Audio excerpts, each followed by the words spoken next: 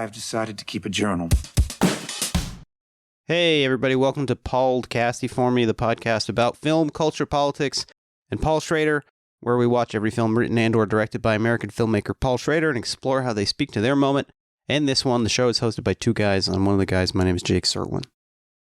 I'm one of the guys. My name is Ian Ryan. Jake? Yes. How you doing? How you doing? Hey, like... New York. Right. Is Joey Tribbiani canonically from New York? Do we know? You know what? Asking the wrong guy big time. We're going to get into it real quick. We got one of those Patreons for... Ian's got a lot of like problems in his life that he's trying to have fixed. So not wrong. If you want to help out with that. Don't know if they're going to be fixed by $5, but worth a try. Hey, maybe 10. It's patreon.com/podcasty4me. All the stuff that we think is too good for the free feed goes over there. Let's bring our guest, and we got some stuff to talk about.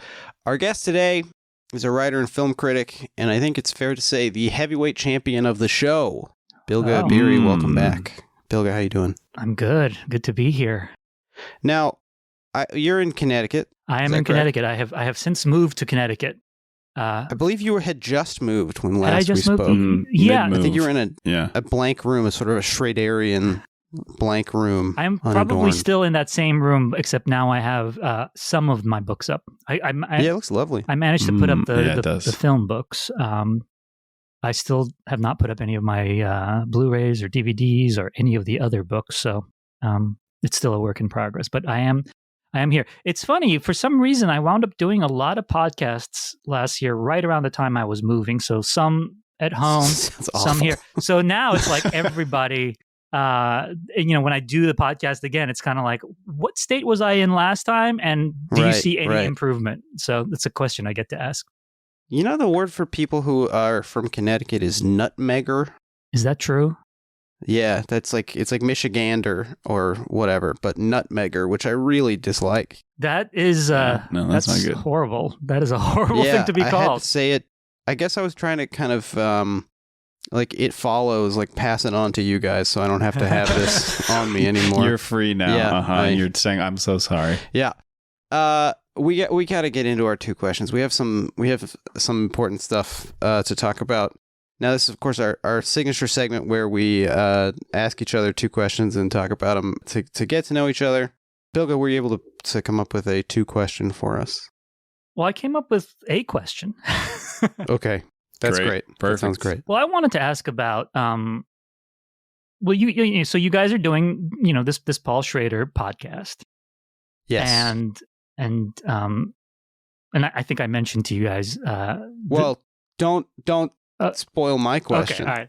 So I'm curious, of all the Schrader characters or Schrader films, and this can include both the written ones and the directed ones.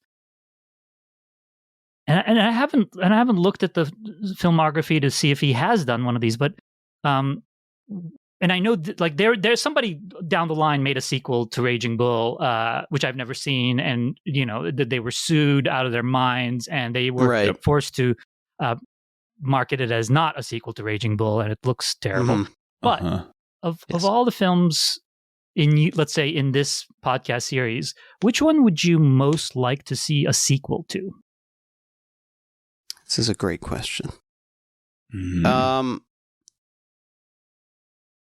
Off the top, I mean, the one that springs to mind, maybe I'm just thinking of the Jake films. This is the second of the Jake films, films featuring a protagonist named Jake. So I'm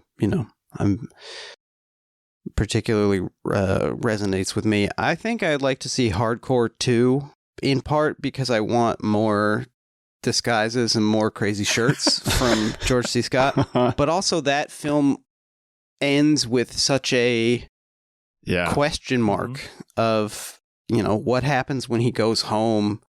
Is he changed? What happens to Nikki, the Season Hubley character? What happens to the daughter? What's their relationship like? Can he go home again? Does he end up starting perhaps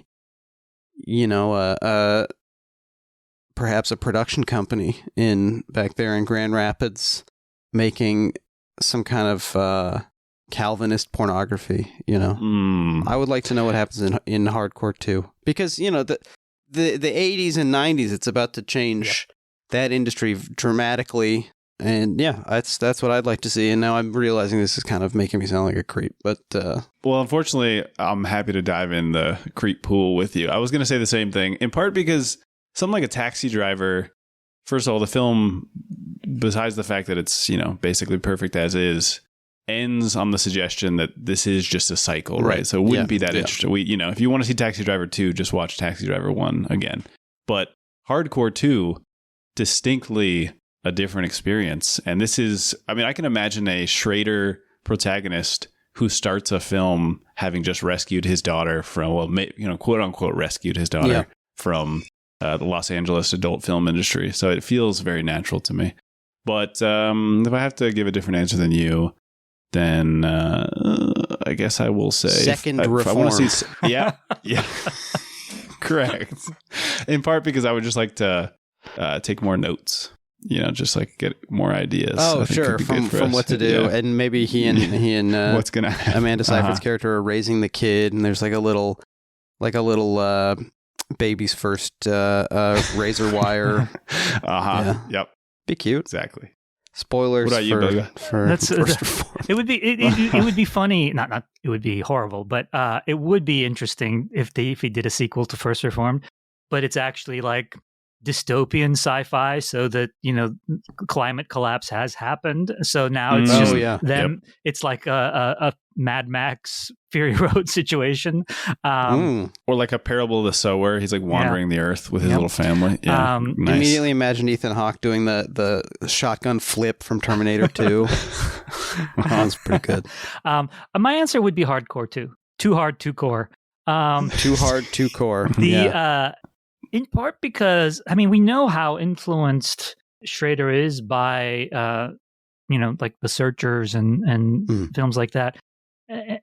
And yet, interestingly, I feel like Hardcore is one of the few films of his that does have a somewhat open-ended, like it does, like the cycle doesn't, like you mentioned, obviously there's the cycle, but there's this kind of like full cycle has happened, like you know, and there's a weird closure at the end of a lot of them.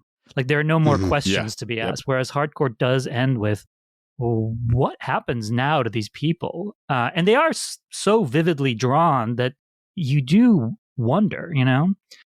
Also because like my favorite parts of Hardcore are the scenes of that, you know, that basically, you know, the land where Schrader came from, like, you know, that church community, and I just kind of want to see more of them, and I want to see a movie set in that world.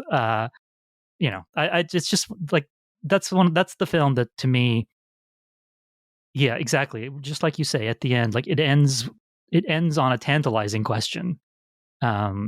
You know, and it also feels like, you know, that's Schrader engaging with his father, and his father died like not that long after. Yeah. So I would be interested to know also kind of like what that community looks like with, is the character's name Kristen, the daughter's name?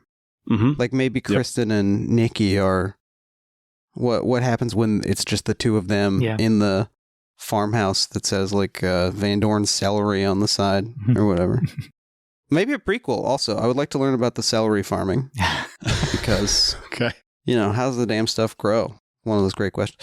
Thank you, Bilge, for the question. Now I have one for you. Have you been out to dinner recently? Yes. Last time I was out to dinner was with one Paul Schrader. Okay, this is crazy. Bilge. This was what? Okay, so what happened? What's the circumstances of this? It was honestly, I've been a little more active recently about trying to, because I moved out of the city. You know, it's so funny because I never really hung out with anybody while I was in New York, but there's always that sense that, oh, you know, I could run into somebody, I could talk, you know, you run into people at screenings, you know, run into them at events, you talk to them and things like that. And I was like, I have to be a little more proactive in just making sure I make plans with the people I like talking to and people I admire and all that. So I've been a little more active on that front. And I was like, I'm gonna email Paul Schrader and see if he wants to like have dinner or coffee or whatever. And he was like, yeah, sure, let's go. And so it was fun. It was, it was interesting talking to him. He's a lovely guy. And it was also nice because I had seen him. I mean, I'd seen him talk a couple of times, but I briefly hung out with him in Venice a couple of years ago. And at that time, he was actually in very poor health, which he has since posted about. His his pulmonologist, his cardiologist, they were all freaking out. He had just had COVID. He was screening Master Gardener there and doing like a master class kind of thing. And he was like, this is it. I'm dying, guys. Like he was very like, I mean, he's always very open about that kind of stuff. He's very, and he's doing great. Like he actually, seemed so much better. And chatty, and he's got a new film which I haven't seen, but I'm looking forward to. But I did mention the podcast to him. Yeah, so this is really what we need to talk about. First of all, a combined thank you and why. It came up. I was like, I said, do you know these guys that are doing the podcast about? It's funny because he's not a big podcast guy. I believe it. Yeah, and but it was interesting because I was trying to explain, and I was like, well, it's called Pod Casty For Me. Get it? Like Paul, and he's just like, huh? And I'm like, well, it was called Pod Casty For Me because it was like a Clint Eastwood podcast. Wow. And I'm just like, I can see myself like digging myself further and further into a hole of just utter bafflement on his side. Yeah. Because can't believe that you, like the Christ, Bilge, have had this conversation for us in our stead. It's a very burden. Sacrificial act you've undergone. Yeah. Now, okay, so what? How did he respond to this? Like, oh, that's nice. He smiled. He thought it was. I mean, he didn't. I don't think he understood the Paul Casty For Me concept. Thank God. Sure. Okay. But he thought, and I told him, I said, they're doing all of them. Like they're doing all the films, like the ones you wrote, the ones you directed, and I also praised you guys because I was like, they do a ton of research. They seem to have read like everything out there. You're a saint. Mm-hmm. Well, I've been enjoying the podcast. I mean, I've enjoyed obviously the Clint podcast, but this has been fascinating as well. And but I will say I'm a little behind because in the episodes I'm still listening to, you guys are still sick. You guys are both still sick. Don't tell me what happens. Surprise. Don't tell me if either of you dies because don't ruin it for me. Well, don't tell us but either. You're sick over a number of episodes. I'm like, gosh, I hope they're okay. Well, yeah. Unfortunately, you're giving us basically no sense of which episode you listen to because this is like every episode we recorded. Well, so you sent us an email saying that this had happened, and I was standing with I was at work. I was standing with a group of my coworkers, and I checked my phone to see if it was like a work email, and I saw the text of it, and I just sprinted away from the group. I needed to go pace around about this. Yeah. I went for a walk down the street. Just figuring out what's going on, what's happening here, and I've settled on a way forward, a way for me to be able to keep doing the show without constantly worrying. Now, it seems entirely unlikely that Paul Schrader will figure out how to listen to this podcast, and if anyone in contact with him who can like download a podcast feels like they should download this one, do not. But I have an illusion that I've created in my mind, which is sort of inspired by a typo in a recent email from a listener whose name I will not share because I don't want them to feel embarrassed. But I'm just telling myself that you explained this podcast to Paul Schrader, the band leader from a Late Show with David Letterman. We did get an email from a guy who said, I'm not that familiar with the work of Paul Schrader, but really enjoyed the Clint episode. Very sweet. I love this. I think it's all right. Thank you so much for telling Paul Schrader about the show, Bilge. Yeah.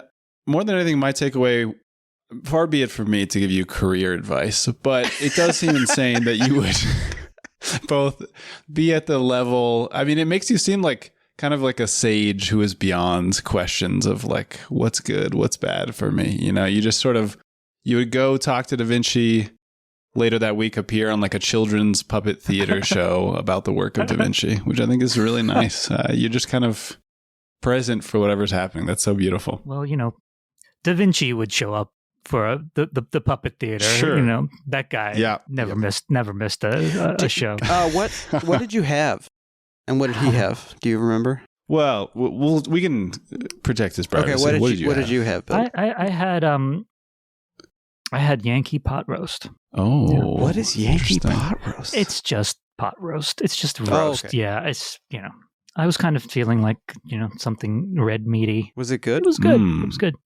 You had sort of I guess I was going to say sort of Midwestern, but it's actually distinctly New Englandish. It's sort of a nutmegger dish. Yeah, I mean, I as I was ordering it, I remembered, because I went to college up here at Yale, and the thing that I remembered was, the first time I ever heard of Yankee pot roast was like in the dining hall at Yale, which is impressive that I actually deigned to eat it still, because the food was quite disgusting when I was in college.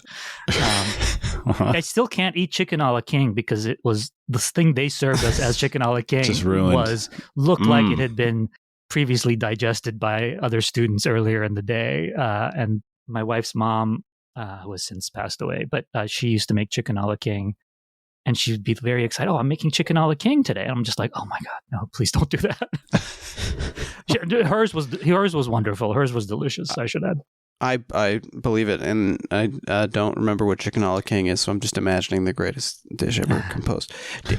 So on the Yale campus, to continue not talking about the film we're discussing today, do they call it, because this is something I've learned about New Haven, which is deranged and obscene, do they call it Abits in the Yale dining hall, which is what they call pizza in New Haven, Connecticut, for some reason? It's not actually a thing that they really call it. Okay. You can, I mean, we sometimes say it ironically. Sure. For fun. It's like Target. Yeah. It's entirely possible that when I've actually been to one of the pizza places, somebody has, after I've ordered, somebody's said Abits or something like that. But not that I go around having conversations with people on the street. I feel like if you actually were walking down the street and referred to it as Abits, somebody would probably beats you up. Nice. But yeah, they don't actually. I shouldn't speak out of turn. I mean, I'm a newcomer here, relatively. We certainly never called it that in Connecticut college. State Trooper's going to show up at your door. Yeah, exactly. Heard you talking smack. Apologies if I have seemed distracted for the last few minutes. I was confirming that we don't have a Facebook page for the show. Because I figured that might be the man's first recourse. So I will be setting that up, but also banning all IP ranges for the city of New York, just to make sure he can't find us. Well, thank you, Bilge. This is you've upended reality as we know it. Sorry, was there another question you just asked? Well, I was going to ask Ian if he's been out to dinner recently. Oh yeah, sure. That's how the spirit of this.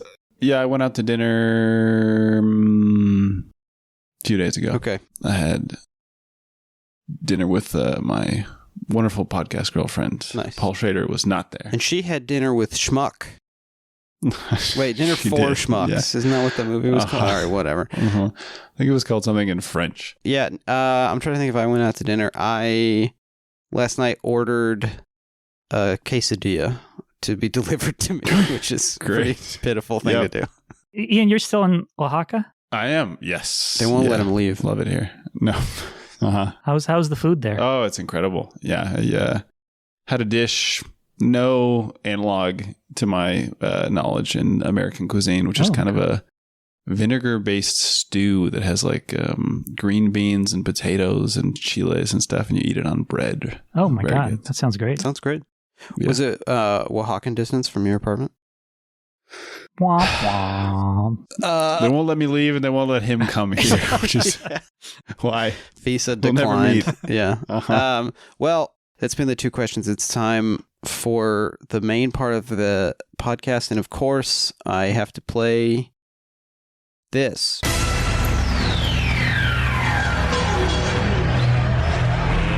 Let's get ready to podcast. We did that on our $1 Million Baby episode. Yep. And when I assume, cover the directorial career of Sylvester Stallone, we'll play it most of the time. That's actually not a terrible idea for no, it's not that bad. Staying Alive. Yeah. That would be interesting. A Stallone podcast. Logging it away. Yeah. Let's see. Podcast. Well, I don't know. We'll workshop. Now it. he's going to reveal how long it takes him. Yeah. No. Pod is a disease. Meet the cure.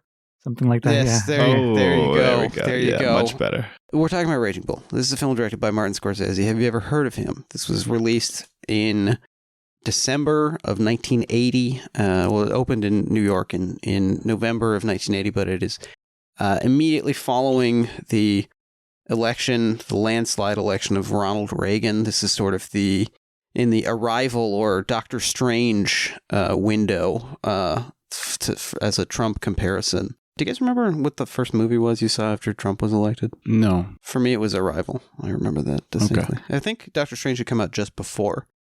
But then, the world is shifting and turning. Mm-hmm, the orange buffoon has upended New York City. You know what I mean? I remember the first movie I had to review after Trump became president I believe it was Moana. Weird. Oh, interesting. I don't know that it would have been the first film I saw after. I mean, because I watch stuff every night. Actually, there was I watched something right after he got elected that I don't know. I probably blathered about it on Twitter, so I would have to look it up. But yeah, I remember reviewing Moana, and I think I put in some vague reference to Trump in there. It was a thing to do back then. I remember I was reading I was reading my review of Hunter Killer, the Gerard Butler movie. Gerard Butler film. Yeah. Pretty good movie. A really good movie, actually. A movie I gave a sort of mildly positive review to at the time, and then proceeded to buy on Blu-ray and now watch like once a year. But yeah, it was full of references to contemporary politics and stuff, and it's just like, well, but that movie's a little different also because that was made before Trump's election, and in it there's a very clearly like Hillary Clinton like president in the Oval Office, but then it was released several years later. It sat on the shelf. Sort of a purge election year type situation, where things were going differently. I found your review. It looks like you said Jermaine Clement's big crab character is kind of like the next president. That's very interesting. Man, that crab is big, huh? It's a big crab. One more Moana point. I was recently at the Target store, and Dwayne "The Rock" Johnson has released a full complement of men's grooming products. He's got his own line of like body wash and stuff, including shampoo. Not trusting this man's shampoo opinion. What's going on, Dwayne? Don't you have a marketing guy to tell you about this? Anyway. Makes you smell like Terramana tequila. We're talking about Raging Bull. This is filmed by Martin Scorsese. Pretty good. Solid flick. I would say. Solid flick. Pretty solid film. Scorsese really should have made more films after this. It's kind of a shame. It's kind of a shame that this was his last one, as he had feared. Almost threw in the towel in both artistically and mortally. Yeah, he did call this his swan song. He said, "This is the last movie I'm ever going to make," and then it was. I feel like that's a good way to go about making films. I think just make each one like it's the last one. I mean, yeah, I think that's how you should do it, and but don't like tell everybody about it like Tarantino. Just leave me alone about how you feel about your next movie. Now, I've of course seen this film before because it's one of the movies that I probably watched it before I had the language to really engage with it beyond like whoa. But what's Bilge? We know your personal experience with Paul Schrader, but what's your sort of cinephile's experience with Schrader and with this film and Scorsese and where are you on Raging Bull? Raging Bull was, I'm pretty sure, the first Scorsese film I saw. Wow. And I saw it on video. So we moved to the US in 1980. or my mom and I moved to the U.S. in 1980. My dad came about a year later. And, we were, my family, my parents were film buffs. I can't remember if I mentioned this to you guys last time, because last time it was about Clint Eastwood, which is a little different. But, yeah, we don't even have a word for babysitter in Turkish. So when my parents went to see movies, when I was a kid in Turkey, like they just took me. So like the first movie I remember seeing is The Long Goodbye. Right. Wow. Incredibly cool. And then, and I've told this story many times, though probably not to you guys, but like a movie that I saw right before we left Turkey. My dad went to see Apocalypse Now and took me with him. So I was 7 years old. And then we got home, and then my mom got really mad at him for not taking her. So the next week she went to see Apocalypse Now and took me with her. And, so I got to see Apocalypse Now like twice when I was 7. So this is a potentially embarrassing question for me to ask as a American white dweeb, but is it fair to assume that you had roughly the same exposure to like violence and imperialism that I did when you saw Apocalypse Now, or was this less inappropriate to show a child perhaps because of your experience? I was just a kid. It's funny because, and I've talked about this with other people, but I grew up in Ankara, Turkey. We left when I was 7, and I, would go back in the summers and things like that. But so in the 70s, Turkey was in total disarray. And Ankara was in terrible shape. I mean, you had neighborhoods that were basically like, you had kind of right wing and left wing militias, death squads, call them what you want. They weren't really death squads, but like the country had been completely sort of divided in, pretty stark ways. And in fact, right before we left, this is pure coincidence because we already had our tickets, but we left 2 days after. We left on September 13th or 14th, something like that. And September 12th, 1980 is the day of the 1980 coup. We've had multiple coups, so we can't say the day of the coup, because by that point that was, I believe, the third coup we had. Okay, at least we've had more since. And that was a response. I mean, that coup was horrible, and its aftermath was horrible, but it was also a response to the chaos in the streets. I thought my dad worked for the military because when I would go visit him at his office, there was like, a military guard checking, IDs, and, they were like armed to the teeth. Later on, I found out he was a university professor, stuff like that. Wow. But at the same time, I had a magical childhood. I mean, like my parents my dad worked at a school that had massacres and things like that. And they somehow managed to keep me away from all this stuff. So I sort of had like, it wasn't like a privileged childhood, but it was like I didn't know about all this stuff happening. So sometimes when I look at, when I hear about like incredible chaos happening and just, living through dark times and things like that, I sometimes think about how difficult it must have been for my parents to sort of keep me from that stuff. Right, but they sounds like they did I was a pretty good job. And I was off doing things like, going around by myself. I mean, it was like 5, 6, me and my friends just walking around by ourselves, going into the city, like all these things that, like, I mean, kids of that age probably shouldn't be going around like that. But yes. Anyway, in terms of Apocalypse Now, I mean, I'd seen other movies. I don't know if I'd seen other war movies up until that point. I'd seen horror films. In fact, one of the first actors, speaking of hardcore, one of the first actors I ever really recognized as an actor, like as a name and a face, was George C. Scott because of the Changeling. Right, my dad. I think we discussed this on our Changeling we did. episode. We had the Changeling Somehow conversation. It came Yes, up. that's right. Yep. But yes, so it's so I didn't. We were going back to Raging Bull.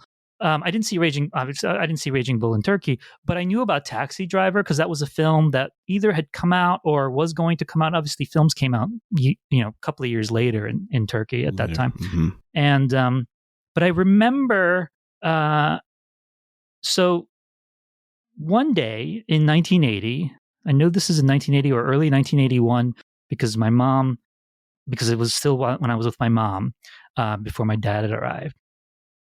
She tells me about video cassettes.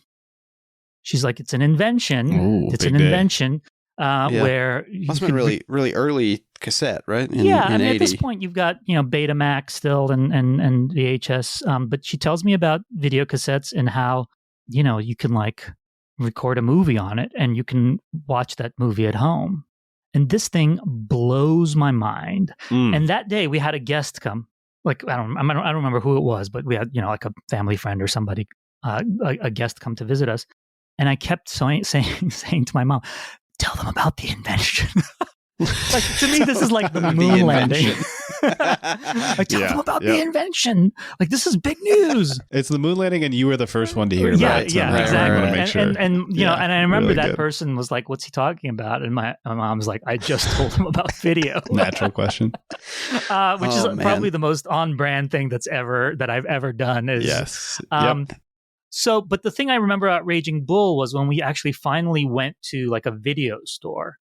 There were copies of Raging Bull all over the place, and some, because of that poster image of like that intense shot of De Niro, which is kind of the iconic image of Raging Bull, it made such an impression on me that my earliest memories of videotapes is like just Raging Bull everywhere. I'm sure it wasn't everywhere in the video store, but like that really made an impression on me. So I really wanted to see it. And back then, like when I was 8 or 9, I saw a lot of, like I saw The Godfather around that time. I saw The Deer Hunter around that time, which that's a movie you should not watch as a young child. I mean, really as an adult either. You should be pretty careful. Sure. And I saw Raging Bull sometime around then. And of course, I was always a pretty well-behaved kid, but I did at some point write a short story in class that included the words, your mom fucks and sucks elephant dicks. Whoa. Okay. And this prompted a call to my parents, and the only time I have ever been grounded by my parents was for quoting Raging Bull in like a third grade essay. Inject some street level realism, some grit into your short story. The man's being punished for his verisimilitude. Yes. So anyway, yeah. So I guess this is a question for both of you guys. Do you think of this as a Paul Schrader film? Oh, good question. Because it's, the Schrader in Schrader on Schrader, he says basically of the 3 movies that he made together with Scorsese that Taxi Driver was his, Raging Bull was De Niro's sort of pet project, and then Last Temptation of Christ was Marty's kind of baby. I think he says that's Scorsese's characterization of it. I don't know if he entirely agrees, but he does say that he doesn't think of it as a film that he's particularly connected to. He says that LaMotta is not the kind of character I would have imagined on my own. Well, and then who does he say he would have imagined? Really, just incredibly on brand. The man never misses. He says Christ is the kind of character I would have imagined. Of course. Yeah. I mean... And not in like a special kind of character to not imagine. In a sort of like if God didn't exist, man would have invented him kind of a way, but specifically one man could have come up with this guy. Yeah. Damn. Yes. That's really so wonderful. So cool. But yeah, I mean, when thinking about this podcast covering Schrader, I was thinking, we can do Taxi Driver and Raging Bull and Last Temptation and all those, the big like Schrader scripts, but in digging into it and also just in rewatching the movie in the context of the other films we've seen, like the LaMotta is so unthinking. He's like almost like Poor Things kind of comes to mind, but specifically with whichever guy they like put a goat's brain in somebody's body, like he really is animalistic. That's funny because he doesn't. First of all, the man actively disagrees with that characterization, as he says on screen I know. Several times. But he's got so little in the way of like a code, which is such a Schrader fixation. He's all instinct. He's all reaction. There's no like even Travis Bickle has this very skewed and ugly sort of conception of the world, but he can articulate his conception, at least to himself. But there is also the violence and the kind of self-destruction that is very characteristic of Schrader films. Bilge, where do you place this film? Well, I think that characterization that you cited from Schrader via Scorsese is, or from Scorsese via Schrader is correct, largely correct. It does feel like De Niro was kind of the animating spirit behind the production and the film, and obviously, it's one of his great performances. I do think that the thing that always jumps out at me every time I watch Raging Bull, and I've watched it many, many times over the years, I'm always startled by how non-linear it feels. Right. Yes, even though it is largely linear. I mean, it has the flashback structure is very kind of light, but it's not a kind of this scene gives way to that scene, gives way to that scene, gives way to that scene. Kind of, there's no linearity. It's just like snippets. Right. It feels so highly structured in that sense. And that's a very Schrader thing that he has said a couple of times. I don't know if he said it regarding Raging Bull. I think he said it. He did. No, he pretty much confirms. He says it. He says it when he talks about Mishima too, which is he can't he doesn't feel comfortable.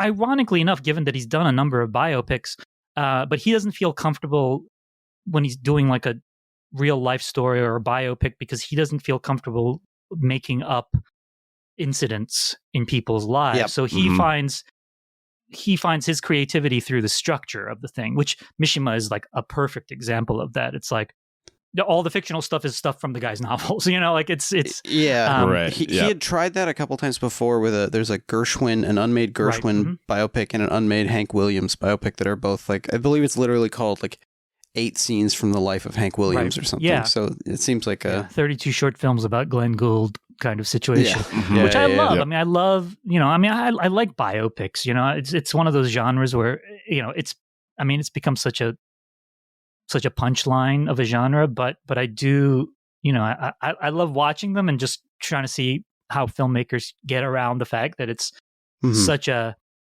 kind of predictable structure generally. Whether or not they've seen Walk Hard and whether or not they're gonna change anything about how they conduct themselves, that's gonna affect them or not. So that was so in that sense, I do feel like one of the most notable things about Raging Bull is very Schrader. That highly structured quality of it.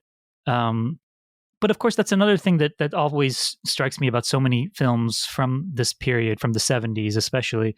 You watch them, even if it's a film you know and love, and you go back and you watch it and you're just like, this is like, they would never be able to do this today. It's the movie I always cite is All the President's Men, which is such a kind of accepted as sort of this mainstream, widely beloved, kind of Oscar-nominated political drama, whatever. You watch All the President's Men. I mean, it's one of my favorite films. And structurally, that thing is crazy. Like you would have had to have been pretty well versed in what was happening with Watergate at the time, which a lot of the audience obviously would have been, to be able to understand what's happening in that movie. It doesn't really have an ending because the ending hadn't really happened yet. So they put the movie out really soon. I just want to respond to 2 questions stacked up. First of all, I had seen this film, but part of the show. Okay, yep, you're right. I forgot. The first, I had seen this movie. I was struck by something similar to what you're describing, Bilge, where I just, maybe it's because of what force the formula of a sports movie has. And I think maybe the first time that was still guiding me part of the way through it. On this rewatch, it's, at the risk of being reductive, it's such a strange movie. There are so many big choices in it, so many alienating decisions that totally diverge. And I guess because I came across it probably on like, whatever AFI's 100 movies or something, it seems 100 years, 100 laughs. Yeah. Yes, that one in particular. It's so far from what I imagined to be like like you're saying, a popular, like Best Picture nominee type film. So that's part of the strangeness. And then to your other question, Jake, I will say that, the film is about a man who I agree that in the moment has very little consideration for his own actions, but the entire story is told in extremely Schraderian manner as like a retrospective of his life and his own vision of himself, which I think is different than saying that the man has like no self-awareness. I think he's mistaken. I think fundamentally his understanding of himself is just wrong. Sure. Yeah. He has enough of an idea that he believes he has to be doing a one-man show about himself or whatever, right? To be sort of like trying to weave himself into Shakespeare and Paddy Chayefsky and all these people. And again, that doesn't mean that, doesn't mean that he has actual depth or the ability to see with any type of clarity what person he is, but that is something that I think we've come to know from other Schrader films. We were discussing this off pod, you and I. There's two essays included with the recent Criterion 4K release of the film, which is good. It looks fantastic. There's two essays. There's one by Glenn Kenny that I will probably quote from in a bit, but there's also one that's more sort of based in kind of personal experience by Robin Robertson, who is Robin Robertson, not to be confused. Robbie Robertson, where he connects it. He talks about the experience of seeing the film and connects it to his experience of seeing Tarkovsky's The Mirror, which I certainly see the parallels. And I was also thinking of a film that I have probably brought up on the show too many times, but Peter Watkins' Edvard Munch, which is another kind of like biopic or biographical film that tries to sort of imitate memory and jumps forward and backwards and repeats things.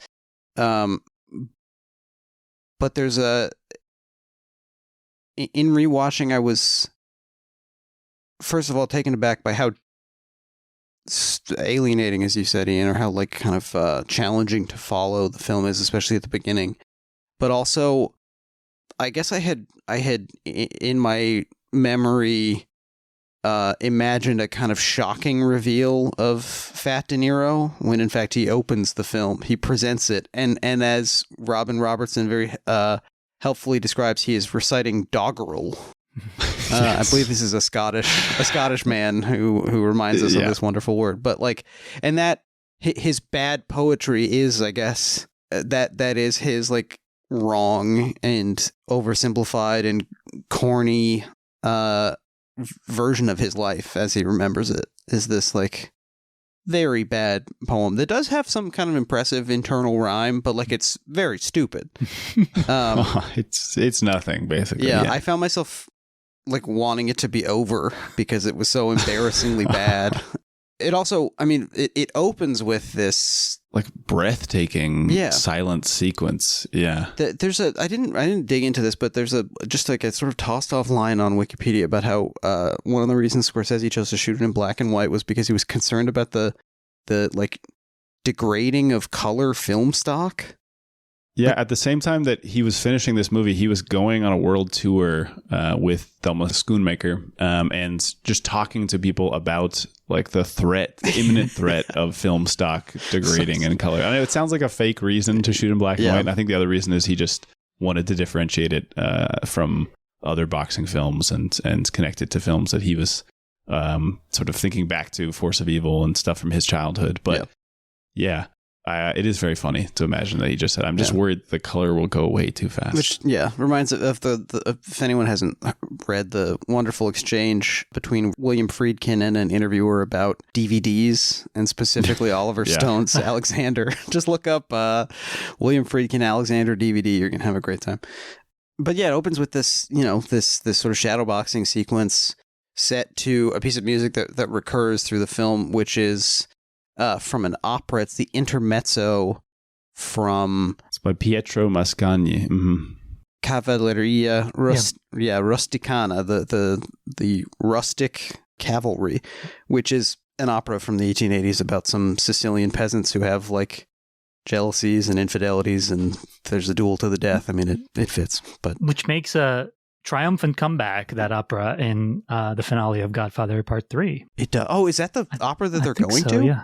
Whoa. I believe so, yeah. Great connection. Okay, I did not know. So...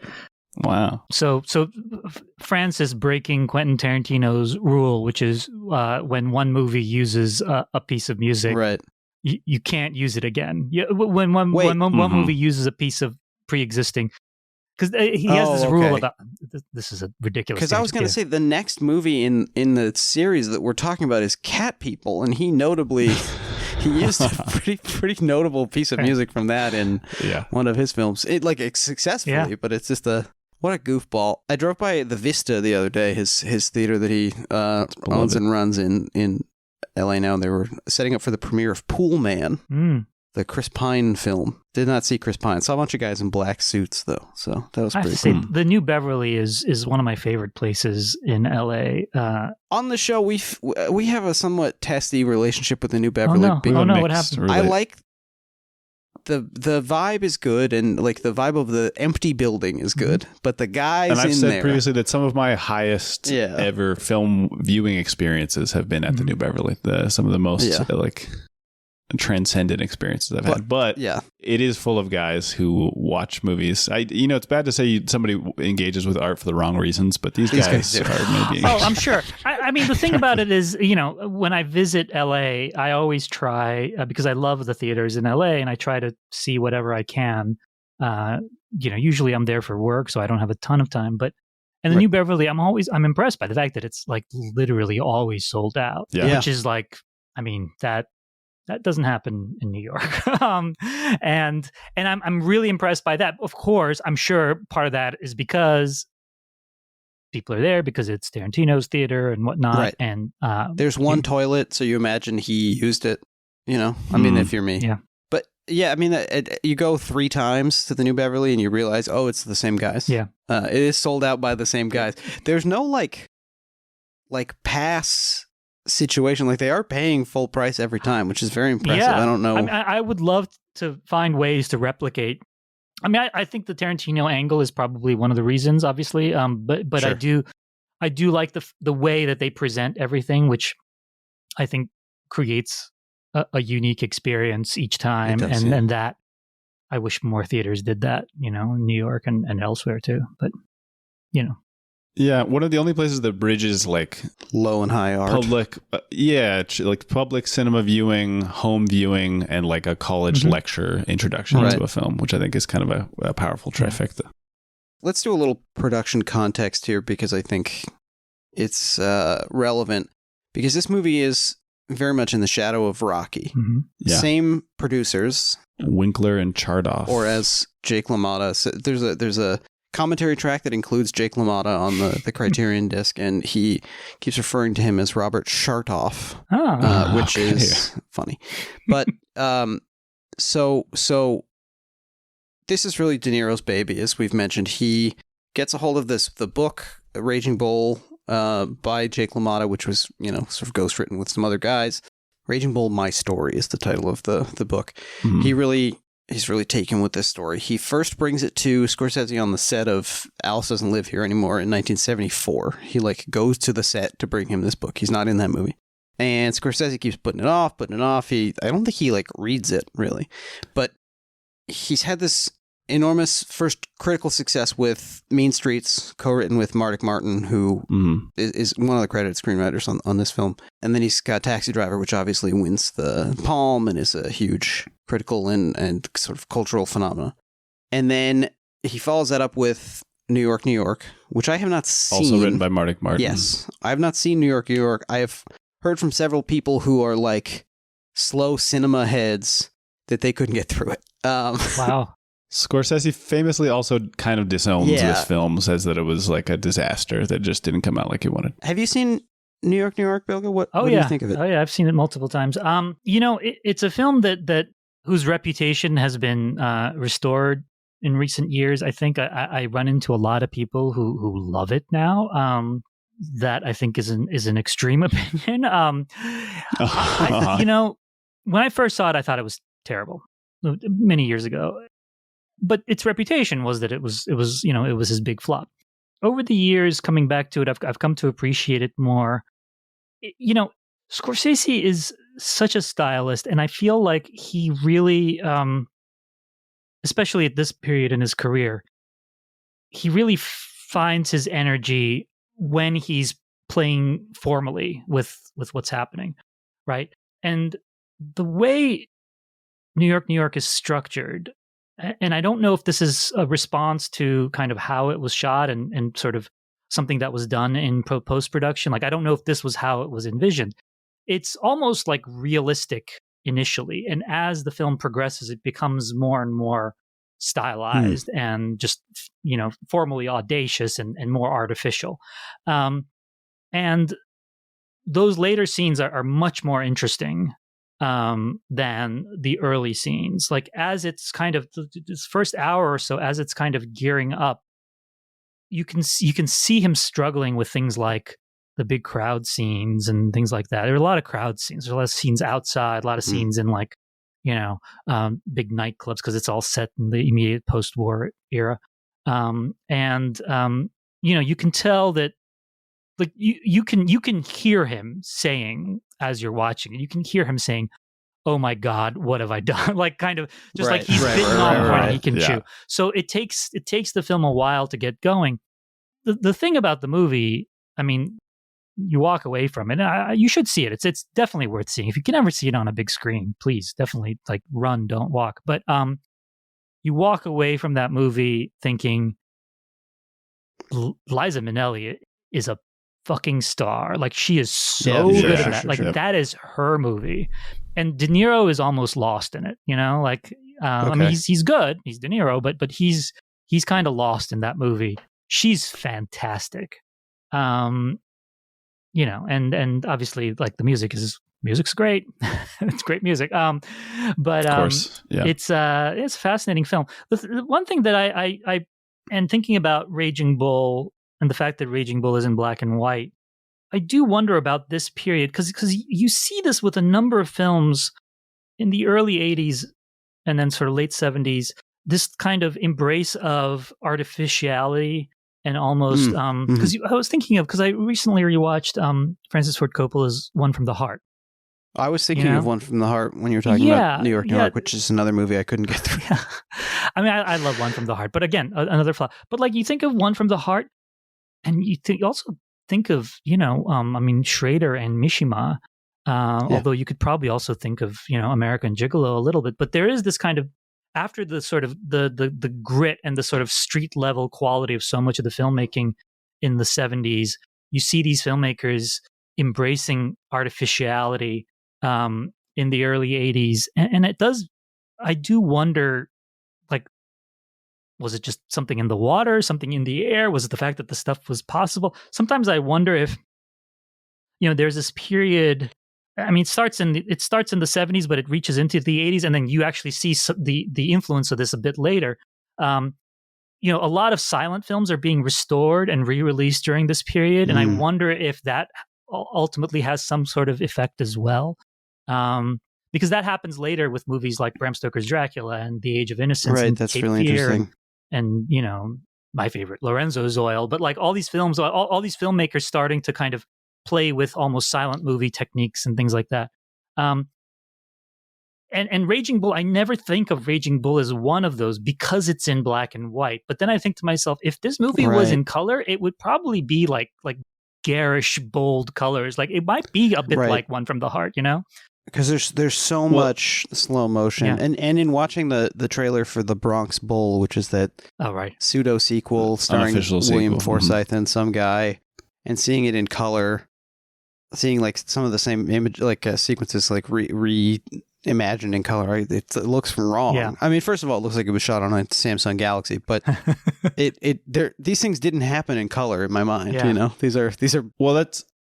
There's like two other Genesis stories for this. One, I think, is that in Raging Bull, the pseudo autobiography, Jake LaMotta talks about looking back on his life and seeing it in black and white, like an old movie, and he says there's like gaps and it doesn't quite work. But and Schrader, he also says in that commentary, like something like, I got hit a lot, but I never got injured in the fight. And it's like, oh really? You didn't get injured, did you? Yeah. Okay. Yeah, man, famously, whose main job, more than other boxers, was to be like punched. His talent was getting uniquely hit in the head. Yeah. So that's his version. And then there's also this story where Scorsese says that he was like, shooting early scenes, and he was just like hanging out with Michael Powell. I guess, he was a fan of Michael Powell, and they were buddies at that point of Powell and Pressburger. Yeah. And Powell saw these like bright red gloves, sort of like 70s era gloves, and said, that's not right. They would be like oxblood or black. And also he said, just in general, this is like too much red. And Scorsese said, first of all, I got this idea from you. You have a famous movie about the red gloves. Very red. Exactly. Yeah. And then Scorsese, I guess, Scorsese looked at it and said, this is maybe right, that it's going to distract. It's going to become like too much high emotion, sort of, I guess we could say, like kind of like a Taxi Driver, where you're getting these colors that bring out a different Catholic sense of drama. So he is the suggestion that he was shooting it in color at first? Yeah. Oh, wow. They were doing color tests. I think they'd done like the home movie scenes or something like that, Oh, okay, sure. Because those are in color, and it's sort of bracing. Yeah. But we've skipped ahead because so De Niro's trying to get him to make this movie. He's trying to get them to make this movie. Doesn't want to hear about it. Scorsese says that it's junk. Yeah. That he says it's Martin also says it's like book. Martin says it's PR, hogwash. And it's a cliche, and it's it's all the Rocky stuff. So meanwhile, Rocky, huge hit, and specifically Rocky, and they were worried about Rocky. The studio was United Artists, and they made it with some kind of weird Hollywood agreement that it would share the profits with New York, which they figured would be a big hit because it's the follow-up to Taxi Driver. Doesn't happen. Rocky ends up kind of keeping New York from tanking the studio for a few more years until Heaven's Gate does that. But so Marty's hurting, and he turns to the famous cocaine. He's also in '78 he makes The Last Waltz. I just sort of like compulsively touched my nose because of the famous glob of coke on Neil Young's nose that has been rotoscoped out of release prints of that film. But powerful. This is from Easy Rider's Raging Bulls. Recalling that period, Scorsese mainly remembers just being astonished that he was alive. Earlier in the fall of 1978, he had gotten out of the hospital after a near-death experience, the result of a lifestyle that for all intents and purposes had degenerated into a long-term drug binge. It caught up with him on Labor Day weekend. Quote, basically, I was dying, I was bleeding internally all over, and I didn't know it. My eyes were bleeding, my hands, everything except my brain and my liver. There's another source that has a nurse asking him, is this your blood? He says yes, and she says there's no platelets in it. Yeah. Martin adds that he was also bleeding from his ass. He specifically wanted that detail in there. But so he's like gonna die, and De Niro comes into his hospital room and sort of turns you have to take your life, you have to turn your life around speech. He starts there and ends with, and we have to make Raging Bull. Like, that's what you should do. And so then Scorsese says, quote, and then I knew what it was. I could do it then. I'd make the movie about me. So he sort of identifies with Jake LaMotta now that he's as the unstoppable force of like self-destruction. Which makes the ending what's the epigram? No, epigram's at the beginning. Okay. Coda? The quotation at the end. Epilogue? The Bible verse at the end. It's the only thing that makes that make sense. I'm with Paul Schrader on this one, that at no point does Jake LaMotta see. Well, we'll get to that, I think, because it'll make more sense. I was jumping around Raging Bull style, but that's fine. We can go linear order. So we can explain also the film was about Jake LaMotta, mostly 40s and 50s boxer. Yeah. Became middleweight champion of the world, but mostly his life was a series of conflicts with organized crime and extremely violent encounters with his various romantic partners. And his brother. Yes. Played by the guy from the bowling alley in Jersey Boys. Yeah. Yeah. And there's another Clint connection, of course, because this is the first film featuring Casper star Kathy Moriarty. Yeah. She was discovered by Joe Pesci on the wall of she went to like a New bathing Jersey. beauty contest at a bar, and some little Italian guy came up to her and said, "Hey, can I take your picture?" And she says, "Sure," and he does. And then it turns out that was Joe Pesci, and somehow he was like scouting babes for the movie. I don't know. Yeah. 9 times out of 10, that's it. That ends with a missing persons poster. Yeah, exactly. And Right. the one time Yeah, yep. the person was, genuine about it, and it turned out to be Joe Pesci, and she became an actor. Right. Yeah. Most of the time, a woman in a tight sweater at a drugstore is simply being harassed, but they're like 0.0001%. It's Veronica Lake or whatever. So the movie gets set up basically because Winkler and Chartoff they tell United Artists that they won't let them make Rocky 2 unless they let them make Raging Bull. Incredible. Which, nice card to have, I guess, if you can. They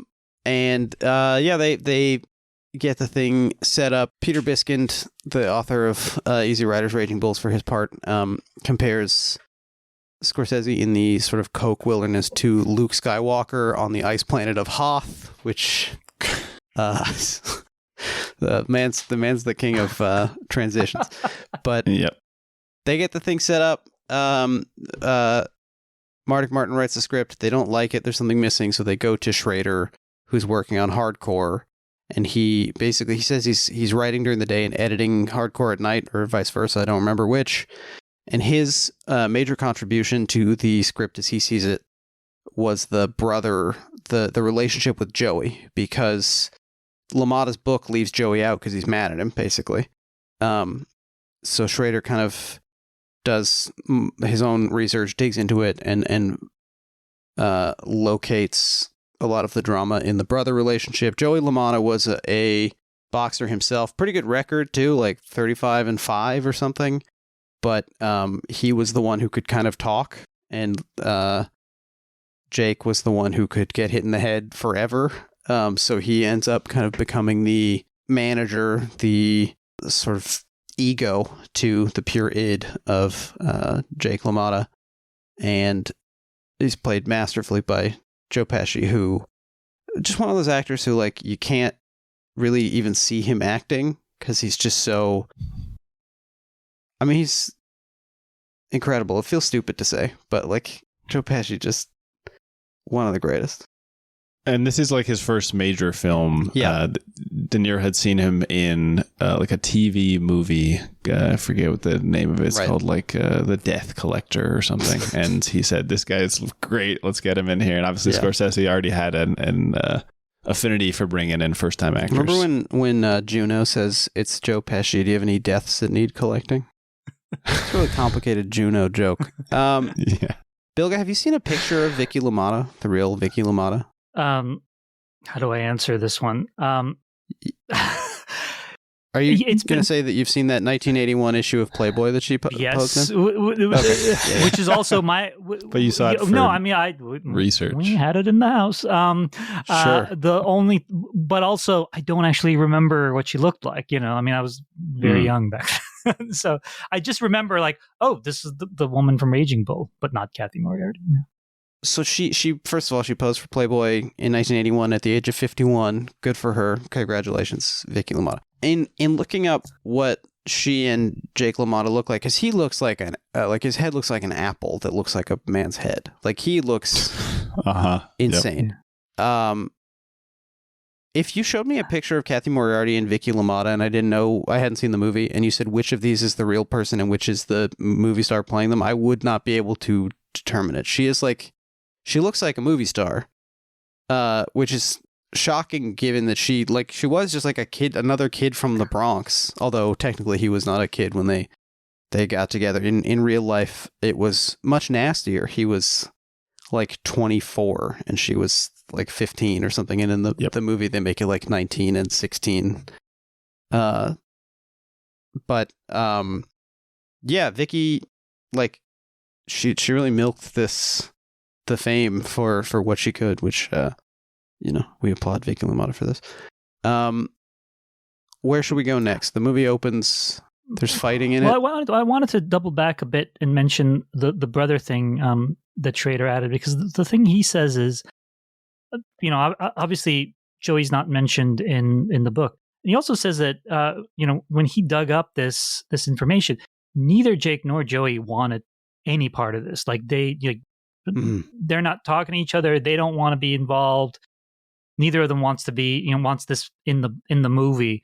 And sort of, so there is a bit of a like, look, guys, like this is the drama. Like we finally have some drama in the screenplay. So so they milk that. But I believe it's very much against at least the initial wishes of the real Jake and Joey. And of course, Schrader says part of what he's identifying in saying that, I think he says like, this is the film. But what he says is just a sort of archetypal thing that you find in any brother stories. Of course, the hidden sexual bond between brothers, which how could you make a film without that? Right? Before we found out that you had been on an eventful dinner date recently, Bilge, I was thinking, do I have the moxie in me to make my question for the two question, did you fuck my wife? Which is like, but that is the, Schrader is very comfortable saying basically like, I realized I could write about myself and Leonard, which makes me think, which one of you is which? Like, yeah, you can't imagine Jake and Joey LaMotta like writing Mishima together. You can't imagine them writing like the alphabet together. But maybe the Yakuza. It's fascinating. They might have written the Yakuza. maybe. Yeah. But Schrader's other contributions, I think, are interesting because he brings in this like nightclub flashback structure that we talked about before. Right. So creating this sort of like reflective structure.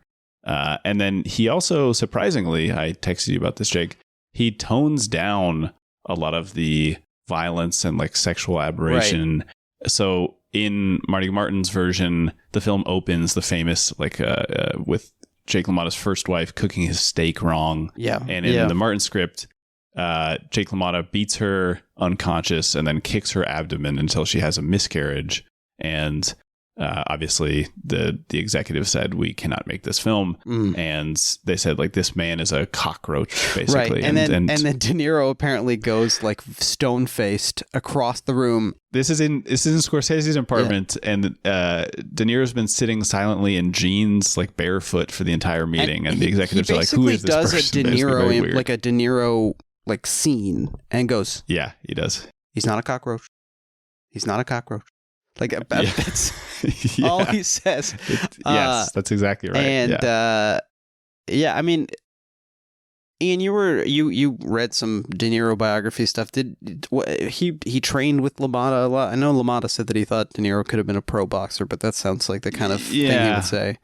In the biography, they say, like, in typical LaMotta fashion, says he could have been like one of the top 40 middleweight champions in history or something. Very crazy.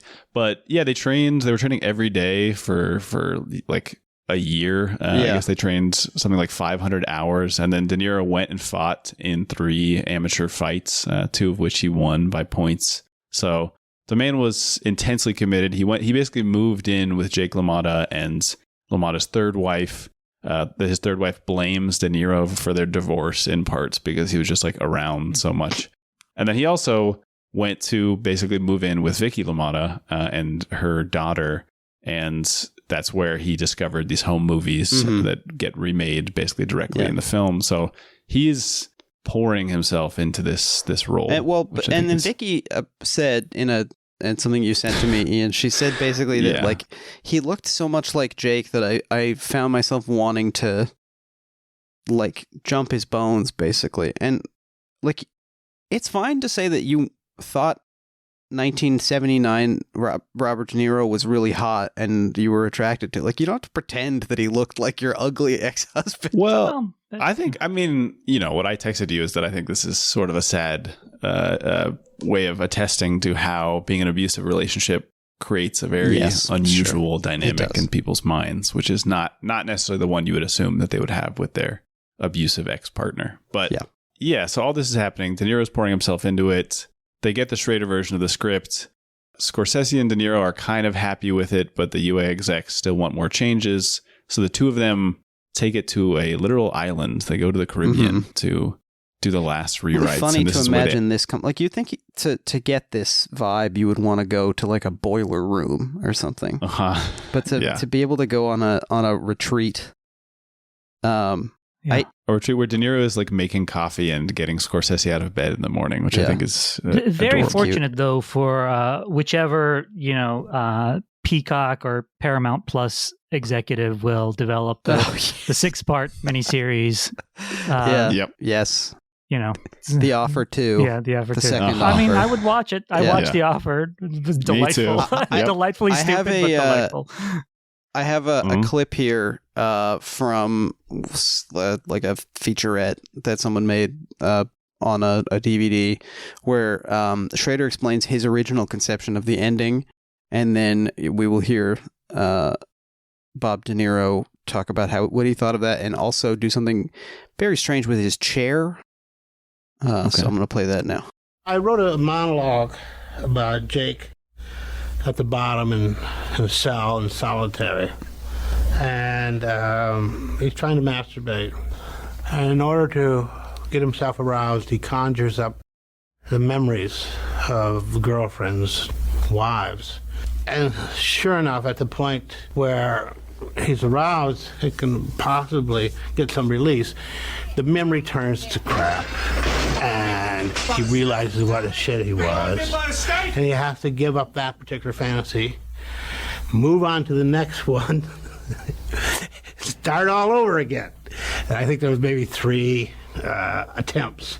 And finally, after the 3rd attempt, he's so frustrated that he blames it on his hands. He always felt his hands were too small, and smashes his hands against the wall and breaks his knuckles.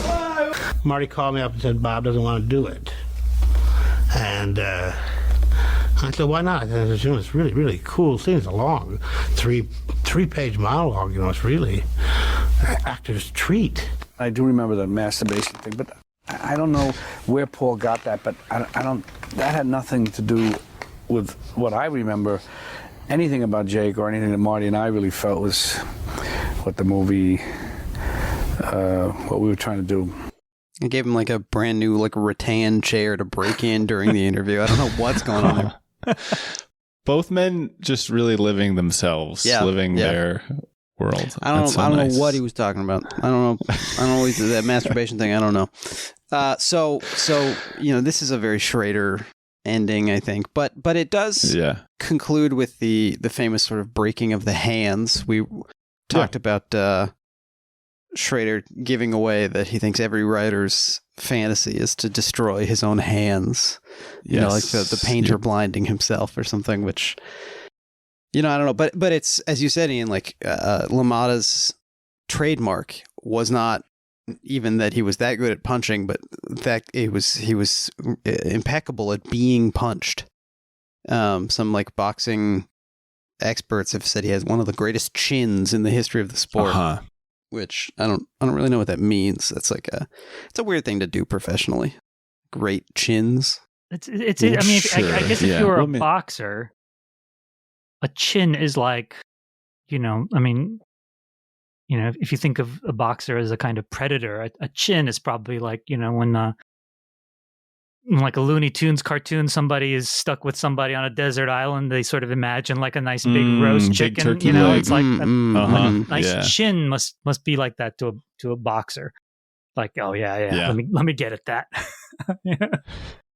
He had a like a thick skull. They've also said, like, I don't know if that's, like Einstein's brain. I don't know if they looked at his skull after he died to determine, what's going on with this guy's head that made him so good at getting punched. But yeah, it's so much of the criticism and the sort of retrospective stuff I've read about it describes it as like the anti-Rocky, in that rather than successfully, actively punching and actively winning, by knockout, so much of it is just technical, like withstanding these blows, and it's sort of full of anticlimax in terms of like winning by decision over and over again. And it resists, like with the structure we've described, it also just sort of resists that kind of classic sports movie uplifting narrative, which Rocky really revived, like from the 30s and 40s. Yeah.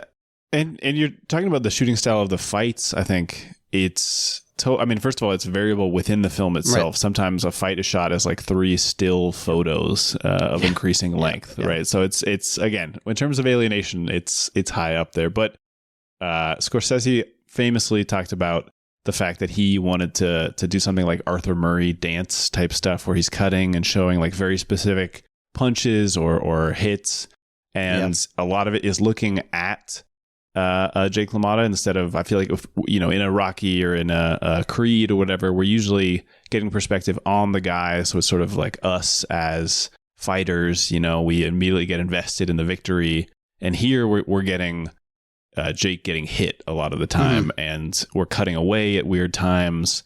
The sound is dropping out famously. Basically, at any moment that you would start to feel this investment you're talking about, they do something to negate that. What do you think about this, Bilge? Sort of like these fight scenes in the larger lineage of sport movie history. Well, if we think about it in the context of Schrader, also, he, his whole thing, and this is a lineage through like Bresson and Dreyer and those guys, is this idea of withholding. Right. I mean, even if we think about, like, for example, we're talking about the stuff with the first wife.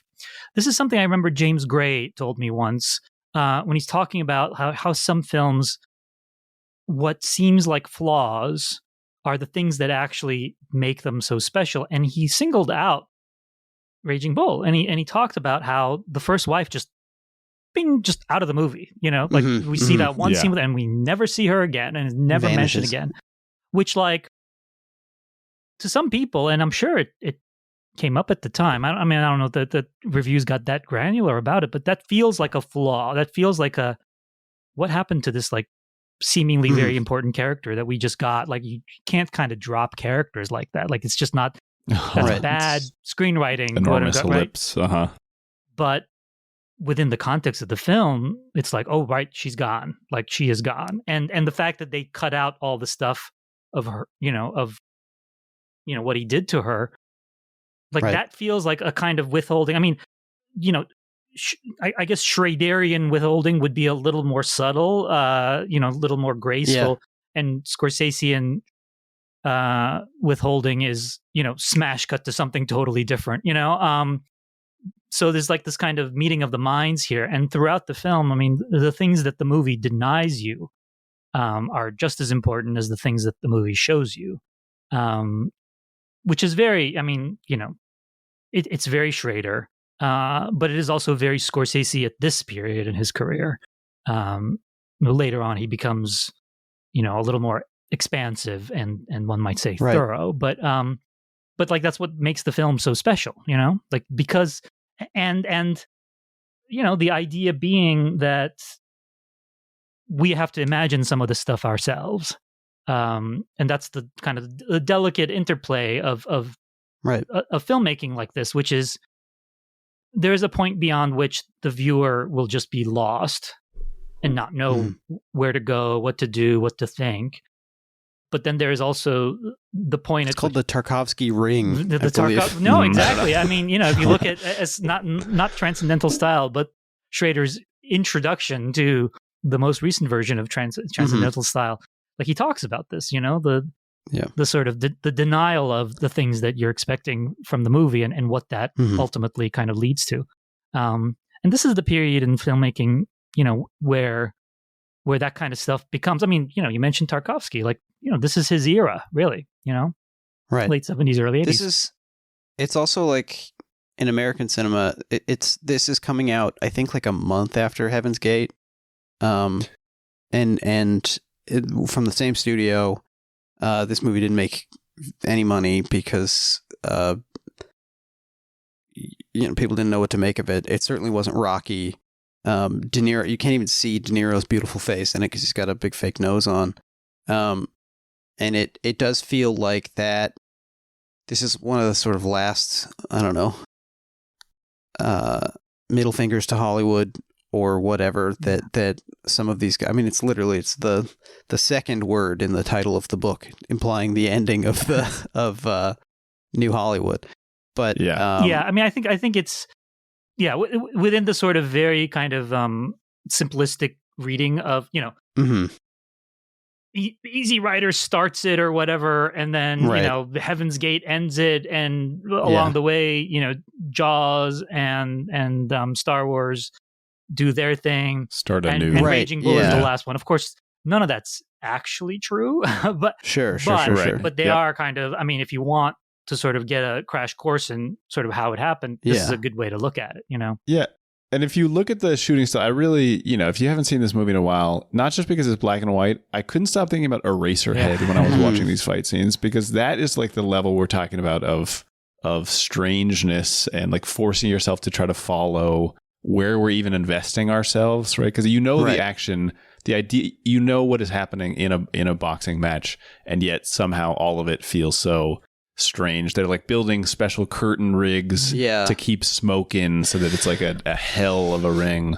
It's this was bizarre. In looking at Scorsese to sort of point me toward older films as a budding cineast, as I think many of us have. He talked in some venue about the inspiration for one of these fight scenes being The Steel Helmet, the Sam Fuller Korean War film. The Steel Helmet, very obviously shot in like Malibu or something, but because there's Fuller like put like, I think they literally had like a lighter right underneath the camera lens to like make it look like mirage-y and sort of heat warped.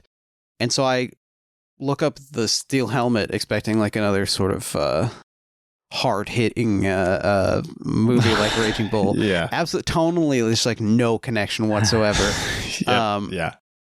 But that's one of the great things about the Marty method. Is he's got this vocabulary of images and like techniques from the first 70 years of cinema or whatever, and just is able to employ them in all kinds of ways. It's a little bit contagious, a little bit baffling, because I also rewatched Force of Evil because he mentioned it, and it's pretty good. It involves like a similar brother betrayal relationship or questions about brother betrayal. So thematically, a lot of it's there, but the way that Scorsese describes it, he's just like, the potency for him must be so much higher than what I am getting watching this movie. Because the way it's shown in Raging Bull, that's what I assumed that I would find. But you're not an asthmatic child in the Bronx in 1950. Deciding not to watch boxing matches and instead seeing double features. When I was, I can't remember if this was when I first moved to New York or when I took like a summer course at NYU, but the Film Society of Lincoln Center was doing a series which was Scorsese had programmed double features involving his, like, one would be one of his movies and then another movie that he thought would make a double feature with it, which was like, I went to every single one and it was fantastic. Sure, of course. But the one that he paired with Raging Bull, which is a film I'd seen and which is one of my favorite movies, was Rocco and His Brothers, which has a boxer as one of the characters. Actually, two of the characters are boxers, and they're brothers, and it's a whole thing. But I thought that was interesting too, because I'd never thought of Rocco and His Brothers as a boxing movie. But like that's one of the great things about the film Brats, right? Like their willingness to quote and reference things. I mean, Spielberg is the same. The zoom out track in from Vertigo shows up in Jaws. And I think even Scorsese, even with those the lighter things. I mean, you mentioned Steel Helmet, which is a film I really like. I'm a big Sam Fuller fan, but the other film that's often referenced, not because he used a lighter, but because he tried for a similar effect, was Alfred Hitchcock in Rear Window, when Grace Kelly leans in and kisses Jimmy Stewart. Like Hitchcock just like tapped the camera lens so that it would kind of weird, just like this very slight shutter, which I'm sure the most recent 4K or whatever just obliterated because they thought it was a flaw or whatever. Computer removed it. Yeah, but all those little techniques, it reminds you that the old timers innovated so much within the context of films that weren't necessarily thought of as all that stylized. And then these guys just go to town with it. Right. And of course, and then now when people do it, we just think they're insufferable nerds, but back then it was cool. Showing off. Exactly. It's exhausting. You're right. I was being a little bit glib. In Force of Evil, to the same point, I think there's like two tiny little editing choices where he picks up the phone and there's like a super fast cut to his face and then the phone and then back. And I imagine that's what Scorsese must have said, like, wow, this is like life changing. Yeah. And it is very cool, but it's 0.4% Sure, no, it's the same. movie. I mean, like, we recently at Vulture, we recently did a big list of like the most, like the 100 most influential fights in movie history, or it's like hundreds fights that shaped action cinema. It was a very specific rubric for the list. And one of the fights we included, and we had this rule, which was that you could only do one scene from a movie. Like you couldn't do like multiple scenes from a movie. And one of the, and I insisted we do this one, was Seven Samurai, right? I mean, Seven Samurai obviously has a number of great fight scenes. I mean, sword fights are included in our fight scene category. Mm-hmm. But the one that we went with, which I think is like the beginning of like modern action cinema, is there's one early one. Very brief scene, but as the guy is falling, Kurosawa shoots him in slow motion and then cuts away to something else and then cuts back to him falling back in slow motion. Mm-hmm. And it's like Arthur Penn sees that, Sam Peckinpah sees that, and like, their minds catch fire. And it's like, I mean, Seven Samurai is a great movie, obviously, and there are all sorts of influential things in it, but it's not a particularly stylized movie except for that one little moment, which you can imagine, at that time, seeing something like that and just being like, whoa, Yeah, I mean, speaking of Kurosawa, there's some arterial spray in this film that is very Kurosawa and very still like viscerally upsetting, even in black and white. I'm sort of thinking about the famous story of the ending of Taxi Driver, where he's sitting around with like a revolver in his hand, wondering if he's going to have to kill the whole MPAA or whatever because of the blood. But like, even in black and white, it's maybe even more upsetting because you're like, that's blood, right? That's not some other thing I don't know I have in my head. Yeah. First of all, quick shout out. I think Brandon Streisand, our last week's guest, may have also contributed to that 100 fight teams. Absolutely. Piece. Yeah, definitely. There's I was reading about apparently Scorsese and Thelma Schoonmaker heavily cited the editing of the shower scene in Psycho in one of the fights with Sugar Ray. And I learned this from an article in the Criterion's Current about a Scorsese exhibit by Bilge Ebiri. That guy. Thank you for bringing that to our attention. I remember this was on the. I'm sure it's on the current Criterion edition as well. Criterion released, and they released Taxi Driver and Raging Bull as like big fancy Laserdisc editions when I was in college. Some of the early ones, and I had those. I still have them actually, but I remember one of the features on the Raging Bull disc was Scorsese's storyboards for the fight scenes. And, you know, his drawings are like some little child scrawls, which are really funny. Yeah. But yeah, like it's you know, you can tell when you look at the storyboards, you really can tell how much they were influenced by Psycho. Yeah, I mean, I was trying to track, like, is he going to do the thing where we don't even see the punches connect? Is he going to quote it that directly? But like so many of the Sugar Ray fights, I mean, there's a million of them. There's 6, I guess, but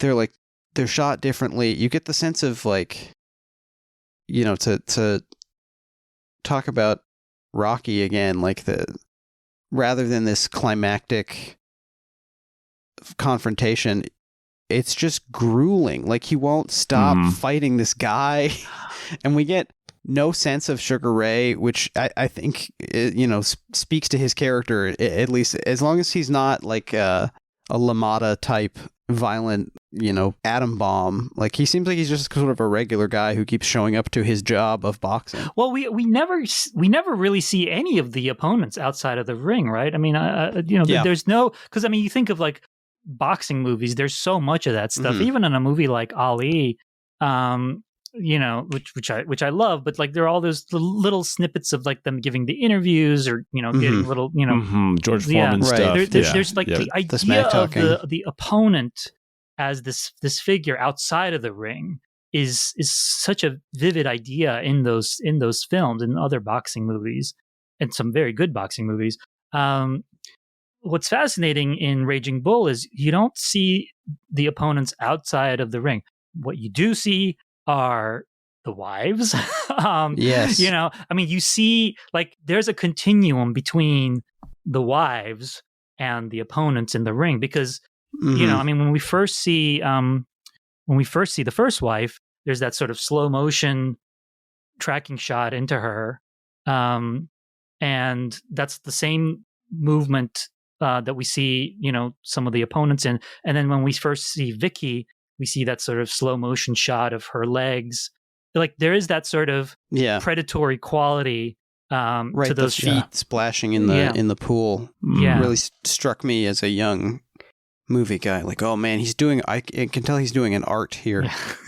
To sort of like lay out the most traditional reading of the film, of course, we have this man who is extremely self-conscious or insecure about his masculinity and his sexuality, and basically just his value as a person. And when he goes to fight, it is almost always either as a type of martyrdom where he's paying for his crime somehow, right? Which, of course, very Scorsese, very Schraderian, Christian style, like flagellation, basically. Or it is because he's expressing violence that he carries with him because of this pent-up frustration that he has in his relationship. So the obvious one, Vicky says something about this boxer De Niro being handsome, and he goes in, and I think in the most upsetting scene that's not about him being punched is in this scene where he just brutally attacks this man, right? It no longer feels like sport. It feels like somebody trying to do harm to another person's body, which is difficult to watch. You know, in my favorite text to cite on this podcast, Jay Hoberman's Make My Day, Movie Culture in the Age of Reagan, in which Rocky is like such an important touchstone.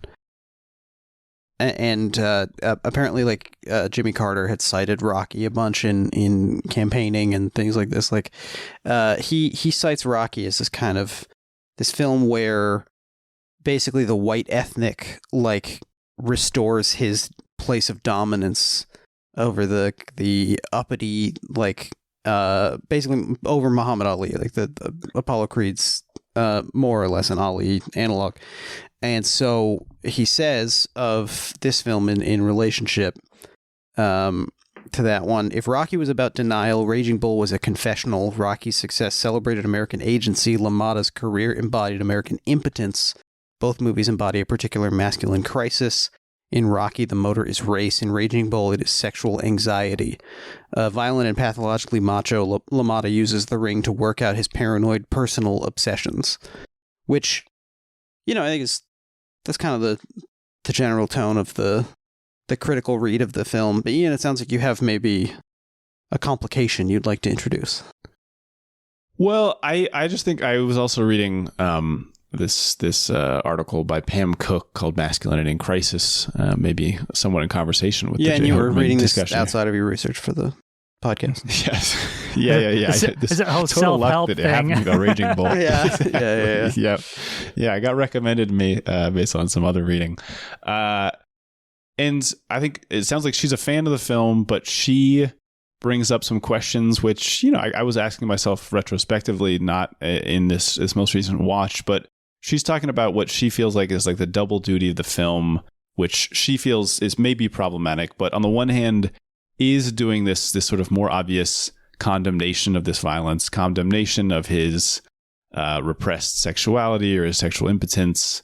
But at the same time, she describes it as bringing in this sort of like more traditional sense of like loss of family, or she talks about the fact that this is a masculine figure doing amongst the most traditionally masculine things as a fight specifically against repression and corruption in the form of the mafia and in the form of like richer, more powerful people that he wouldn't be able to stand up against outside the ring. So I think the question that she's asking is, at the same time that it's repudiating these things, is it sort of like holding up or supporting these forms of like masculine resistance through aggression? And I guess in overly simplified terms, I would say no, that's not my feeling. I'm curious what you guys think, but I guess for me, besides the fact that Scorsese talks very openly about this being a film about a villain in his mind, I also just think that if there is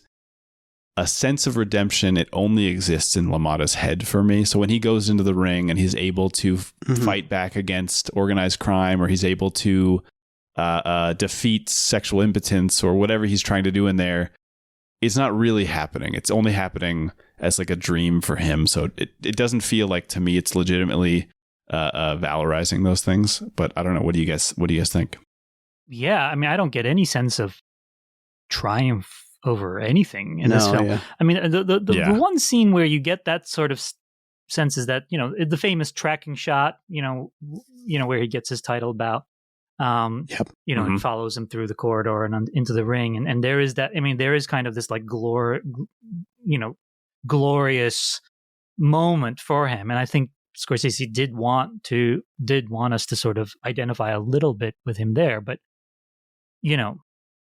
I mean, what happens after that? I mean, it's a pretty, I mean, the man's life is pretty brutal. Yep. And it's all largely of his own making. Like, there's very little sense that, there's no real sense that like he was kind of screwed over because he, fought against any, I mean, no, he completely self-destructs repeatedly over and over again in this movie. Right.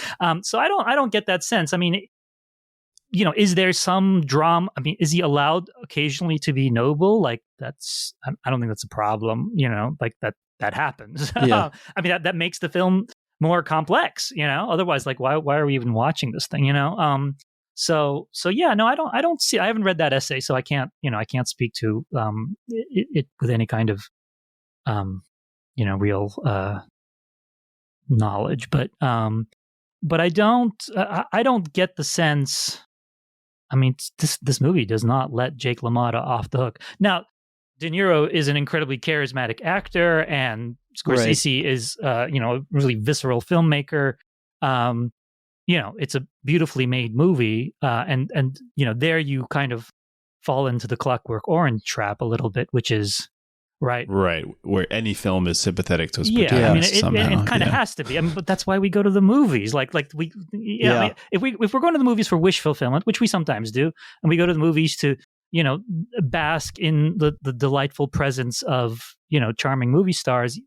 There's that. But we also go to the movies to kind of get taken to like dark, complicated places and come out with some sense of either catharsis or resolution, or just seeing the world differently and recognition or something. Yeah, I mean, Clockwork Orange is one of my favorite movies, but it is one of those films that often gets brought up as a kind of, let's not talk about that one kind of thing. And I'm like, no, let's talk about Clockwork Orange. Like, I think that film is actually the kind of movie you really want to sort of look into and see how it does what it does, and what does that say about us as viewers and as people, you know? Yeah, I mean, the idea of entertainment, I think... That's entertainment. I mean, yeah, exactly. You know? Well, that, Yes. that is in the movie. That's maybe why I was thinking of the word. But That's the kind of one-to-one work we're doing here. Yeah. Yeah. Bilge said we read books, and it really threw me off. But I was thinking about the mob and the relationship of the mob to boxing and this sort of like tension between sport and like sport as like human achievement and sport as entertainment. One of the things in looking up Sugar Ray Robinson, one of the things about him was that he resisted the mob and resisted like doing anything that they told him to do, which prevented him from getting a title for a long time because they controlled those things. And now retrospectively considered like maybe the greatest pound for pound boxer of all time. He was such a good boxer that another guy just took his name. Yeah. And then a band. Then the world's greatest band certainly took kicked his the name. shit out of Jake LaMotta. Yeah, exactly. Yep. But like when you know, Rocky, for example, is and all the sports movies post Rocky that adopt that very well worn sort of structure. Even something like Queen of Kotway. I don't know if either of you have seen Queen of Kotway, but I remember watching this movie and realizing, they made a chess movie that's just like Rocky, which is like, it's great. Yeah. It's very cool. It's a lovely film, but there's this sort of mapping of, I don't know, human triumph over whatever the limitations of our bodies and physics and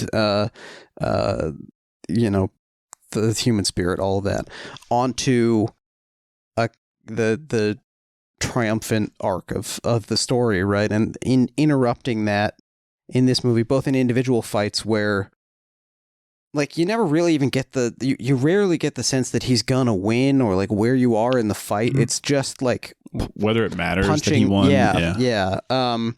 And you know, one of the like the thing that made him famous, made LaMotta famous, was this that like bad call in the first fight with Jimmy Reeves, where the split decision and like the crowd breaks into chaos, and then the organist is playing the Star Spangled Banner, which would be too on the nose if it didn't happen in real life. And then they fight again, you know, sort of Rocky II style. They fight again, and LaMotta just loses more handily. Beats him. Yeah, so like the story is the triumphant athlete story isn't there with this guy, which I think is really interesting. And thinking about how the mob is controlling all of it at this time, and like making the call that he needs to take the dive in order to then get the chance at the title later, really for me underlines how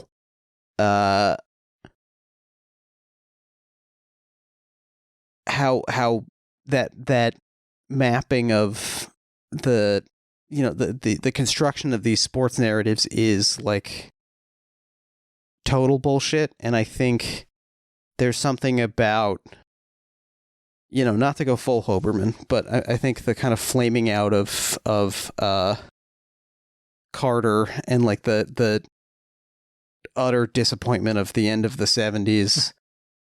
I think there's maybe some parallel we can draw between how this movie dismantles the Rocky optimism, the Rocky, because like, you know, he cites all these like contemporary accounts of people coming out of screenings of Rocky just being like uncontrollably rapturously excited and basically just like believing that anything is possible. And I feel like this is a corrective. Well, look at the people who made the movies. I mean, you know, Rocky is made by, I mean, obviously, you know, John G. Avildsen directs it, but you know, Sylvester Stallone kind of at this, I mean, the start of his career, although he'd been around for a little bit, but like, I mean, it's a guy writing the first chapter, you know, like Right. He is and Rocky. Raging Bull is made by a guy who literally thinks he's dying. Like literally thinks this is the last movie he's ever going to get to make. Yeah, he was telling people it was like he was gonna make this and then move to Italy and make films about the lives of the saints. Yeah, great. I love it. Because Roberto Rossellini had just died like 2 years earlier or something. Well, and he had just married Rossellini's daughter very actively, to Isabel Rossellini's credit. She just says, like, he basically married me because he was in love with my father, and he made that clear, like, from the jump, which, and that's the powerful sexual bond between son and father-in-law, much like the bond between brothers. I mean, I do want to get to that really fast. I will just say to add on to your guys' points, I also think it's fascinating to consider that at this period, and this is something that's not really addressed in most boxing films, they were just fighting like every 2 weeks, which as somebody who's done a fair bit of boxing is inconceivable to me. The amount of damage that you take after, just like in leading up to a fight and then being in a fight, the idea that you would do it again 2 weeks later all year round is insane. And I think it matches this idea of this grueling pace that simply can't be mapped onto a Rocky narrative, right? I mean, in the film, we get a really nice intercutting of these home movies we've talked about, like his marriage to Vicky with just fight after fight after fight, right? And it's hard to find meaning in these things. And it's, we understand why we're looking outside the ring to understand this man's life, because it's just becomes like background noise. So it's probably more related to whatever else is going on.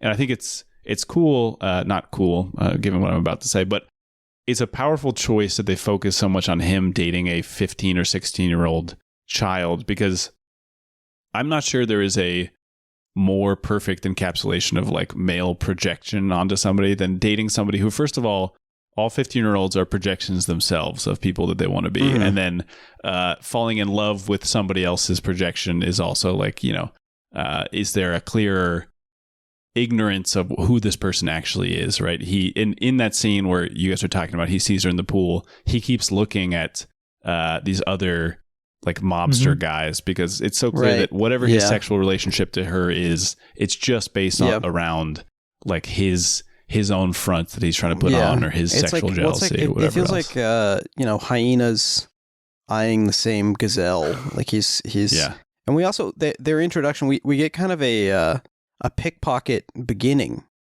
where they meet through the chain link fence. And so it's almost like, and he shakes her little finger, which is charming. It is charming, but it's also like, first of all, I was just sort of afraid of the game spitting power of this man, Robert De Niro. Like, but for the grace of God, like he didn't manage to convince somebody to, I don't know, turn a key and launch a nuke or something is just out of the kindness of his heart. But yeah, there's like a goodwill.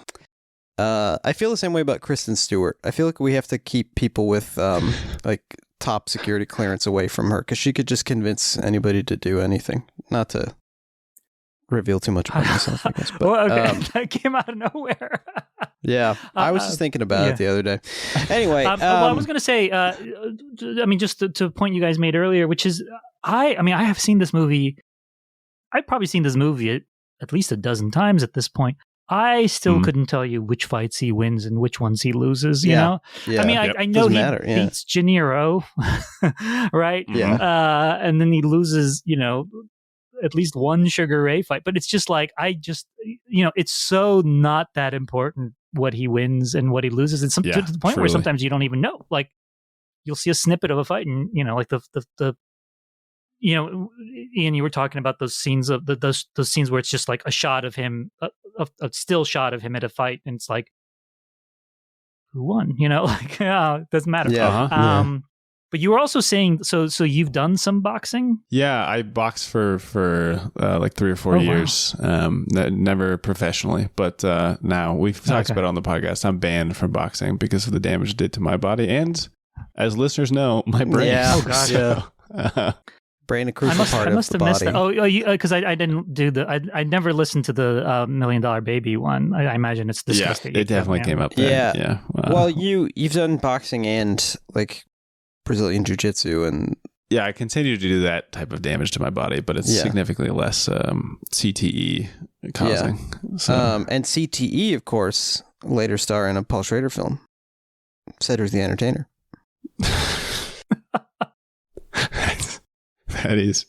That is true. So yeah, the last thing I wanted to sneak in is I think there is the scene that De Niro and Scorsese also added where they confront each other, or LaMotta confronts his brother about having slept with his wife. This was like a child of theirs, I guess. This was like the Scorsese special scene that he put in, like a 7-minute scene, dialogue heavy scene. And I think, besides the jokes we're making about Schrader's unique relationship with sexuality, I think the film does a good job of just talking about all the ways that being, I guess, a heteronormative white masculine person in general, you experience this, but particularly mid-century, there's so much sexual anxiety about, I mean, the F slur gets used constantly in the film as like the worst thing that you could imagine being, this concern about the like male people in your life being threats to you somehow because of their conflicting sexuality, or maybe whatever, maybe it's some type of attraction to them. I can't say exactly, but there's just so much like lava that they don't know how to just step into or engage with, that it becomes like, you use the word paranoia, Jake. It feels paranoid all the time because there's just so much concern about like what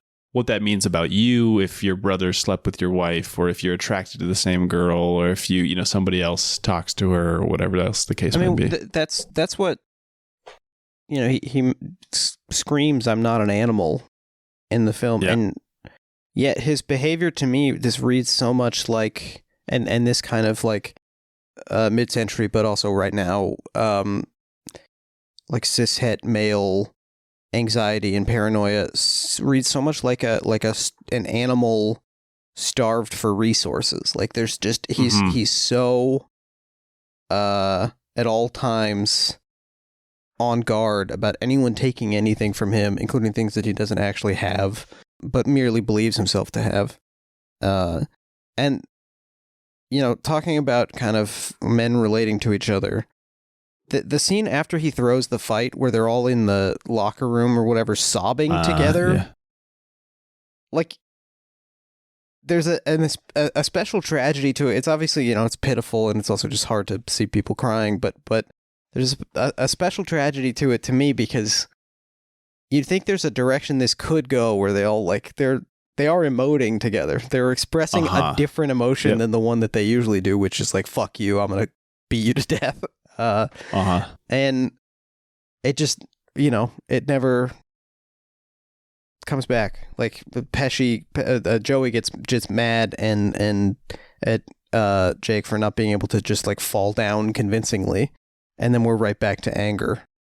And then we get a sublimated version of the "On the Waterfront" speech, because that's the only way that he can experience catharsis with his brother, is in this like total mapping on of a narrative that doesn't really match his own. But also, funny that he is quoting a film that is somehow like more in touch with its emotions, despite being also from '56 or whatever. I was thinking about that. This actually connects to Kristen Stewart, whose previous mention may or may not get cut out of the episode, but have either of you seen the film Still Alice? Yeah. No, I never. Because Still Alice, the Moore, early onset Alzheimer's drama with Julianne Moore. Kristen Stewart plays her daughter, and the sort of like emotional climax of the film is her daughter, who's like an aspiring actress, reading a monologue from Angels in America to her. And it just feels like basically like stolen catharsis, like stolen valor. Exactly. You just took some good stuff somebody else wrote, and so I was thinking about that in the scene where he's reciting, and he does that whole like old showbiz patter like setup for the that memorable scene by Bud Schulberg in On the Waterfront. If any of you remember that picture, like he has to set it up, and then he does a bad impression of it, which a cold read of it. I think Hoberman suggests might be like a dig at Stallone's poor Brando impression, which I did not identify that, but it's possible. But obscure. It is like ironized here. Like it's yeah, extremely. It's laughable and painful, and like you can see it as the only way this guy can, as you said, Ian, like the only way this guy can express anything about how he feels is through words someone else wrote. And also kind of rewriting his own story to match this much clearer story instead of the muddy one that he lives in. I wonder if there's anything we can... Not to mention a story that was also partly inspired by its creators' attempts to justify why they named names. I mean, there is also that whole other political angle. I was going to say, I don't know if we can even, like... I cannot be responding to a question which uses Elia Kazan as an example. That question will not be answered by me. As a huge Elia Kazan fan, I appreciate the reference, but it is like it has a complicated legacy, that movie, and I don't know to what extent. Like, I mean, Kazan's autobiography is written after this, I believe. I think it's like early '80s. Okay. So I don't know how much that is part of the conversation around a movie like On the Waterfront at the time, but I imagine it was to some degree. Sure, and I think, like, you know, betrayal is such a theme in this film that citing this famous, like, betrayer character is it makes sense. I think we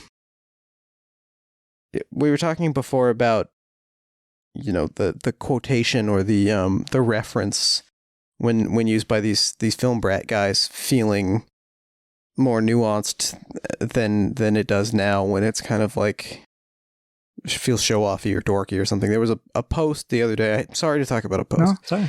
There was a post the other day somewhere where someone posted the shot from the end of Boogie Nights where he's standing in front of the mirror saying, "I'm a star." Yeah. And a shot from Pearl, the Ty West film, where she is saying, "I'm a star," and it's like, look, you know, he's quoting a classic film or something, and I had to scroll way down to find somebody saying, "You fool!" There's a precedent for the first one is a reference, you know, because he literally says, like, you're a star or whatever, and like. Shadow boxes. Yeah, Boogie Nights is obviously a reference to Raging Bull, but then what's funny is that then Raging Bull is obviously a reference to, even though that scene happens in the back of a cab. But you know, but the fact that, like, the quote unquote original is itself a reference. Right, the copy of a copy of a copy. And then I mean, as we just discussed, the original is also a reference to something else that was happening. You know, it's like it's just endless layers, man. Yeah. That is funny about Pearl. Right. That's another one of those, wow, I'm old now, huh? moments, right? Yeah, that'll get you. I remember when Scorsese said that he really enjoyed Pearl, and I just thought, oh, the man's eyes are going. Like, I don't know what to... He didn't. I don't know what he's talking about. He's not cited as an executive producer on it, is he? I don't know. It's like, well, wasn't he like attached to Joker as a executive producer for like a little while? No, he is. I mean, I think he is listed at some point. Yeah. Okay, interesting. And because of how he made King of Comedy, or what? No, I mean, he was involved with that. I mean, to the extent that I don't think he was like involved, but you know, they put their names on these things. I mean, they have. I mean, it's like investments. You know, they have a portfolio of investments, and you know, he has a production company that probably has like a portfolio of films they've put money in that, you know. Right. He got sued recently by somebody who said that, you know, Scorsese produced his movie but like didn't do enough for it or something. Oh right, what was that? I don't know. I mean, it wasn't. I remember this. As these things generally go, it wasn't a big hit where the guy then sued Scorsese for helping him. Do we think that Joker 3 is going to be Joker a 2? Boxing movie? Oh, Joker 3. Because he's sort of going down the line. Folie à Deux seems New York influenced. I mean, we don't know that it's New York influence, right? I mean, it could be. I mean, it's just supposedly musical influenced, so it could be anything. It actually sounds slightly more like a One from the Heart type situation, though who knows. Do we know if Tom Waits is in it?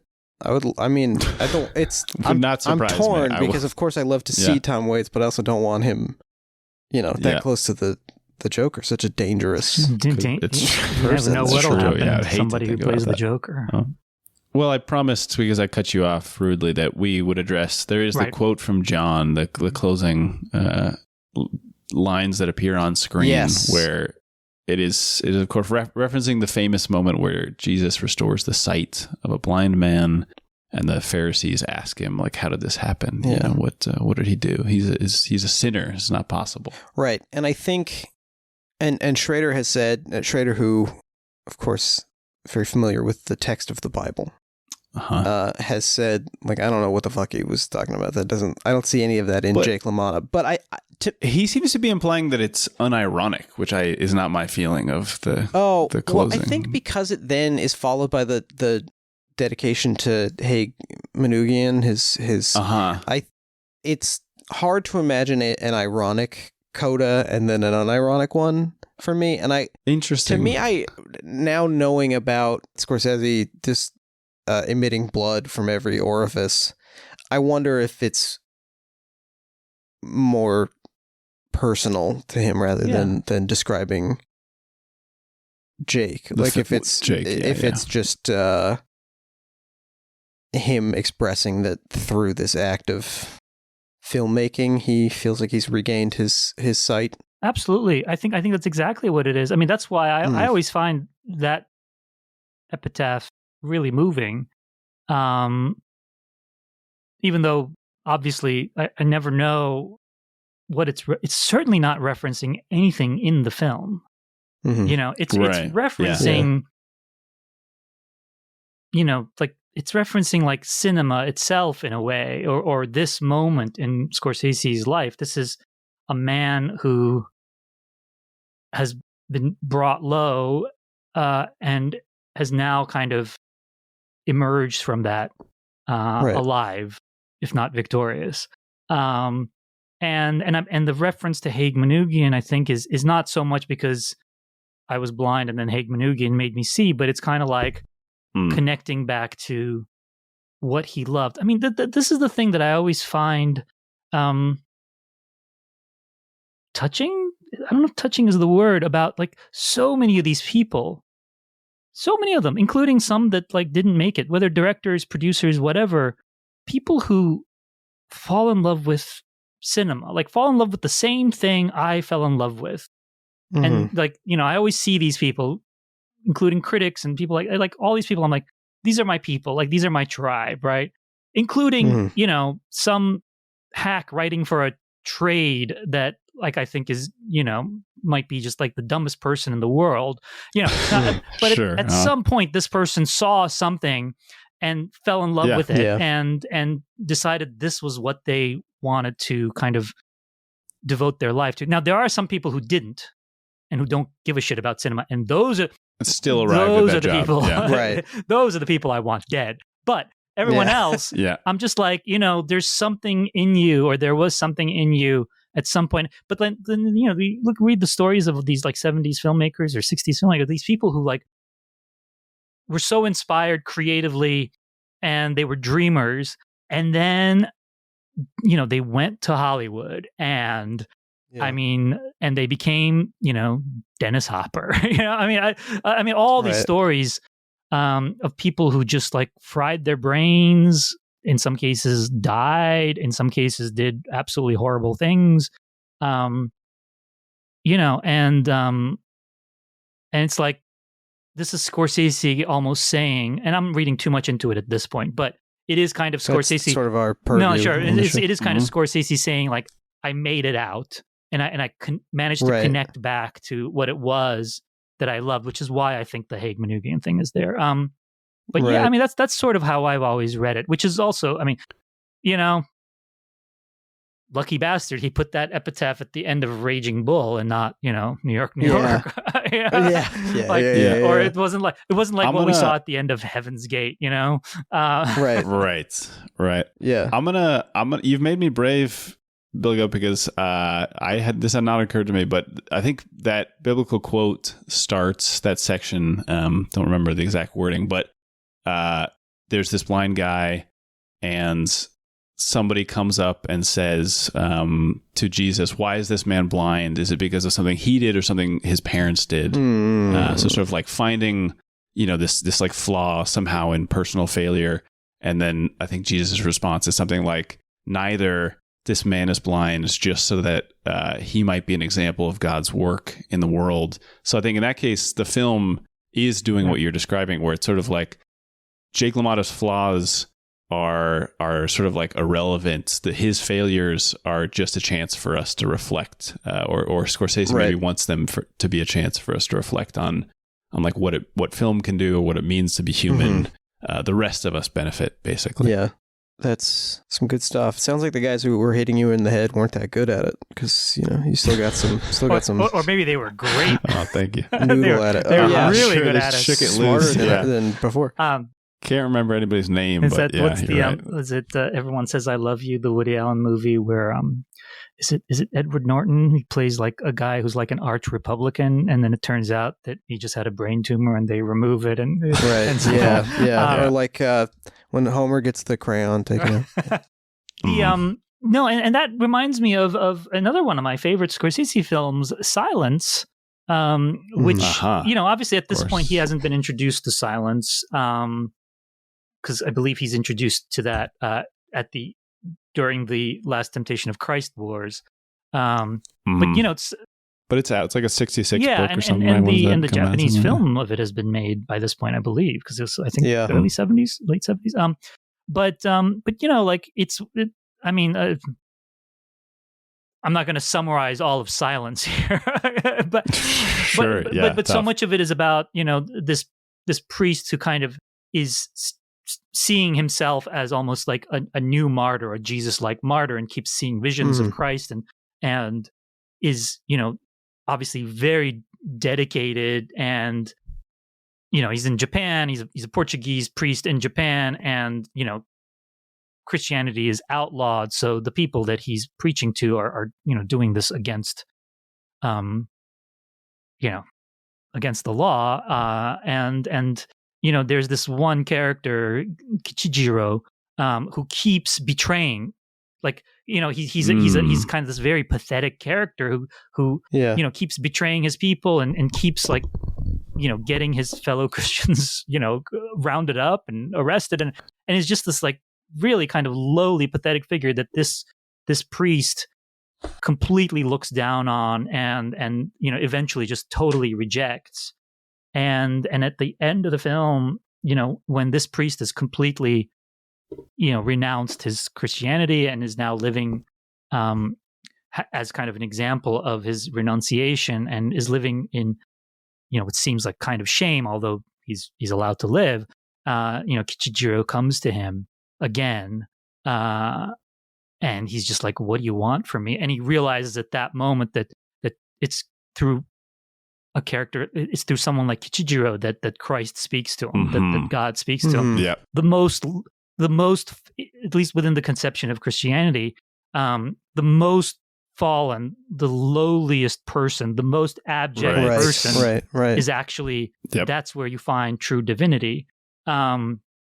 Which I find incredible. And as a lifelong atheist, and in no way a Christian or a Catholic or anything like that, I find that so moving.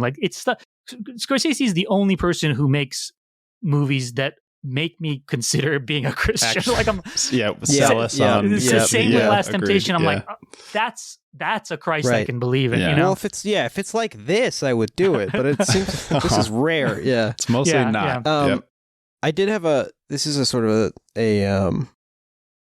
an extra 2 question, or just a more, this is too relevant to actually fit into that segment of the show. Right. Okay. If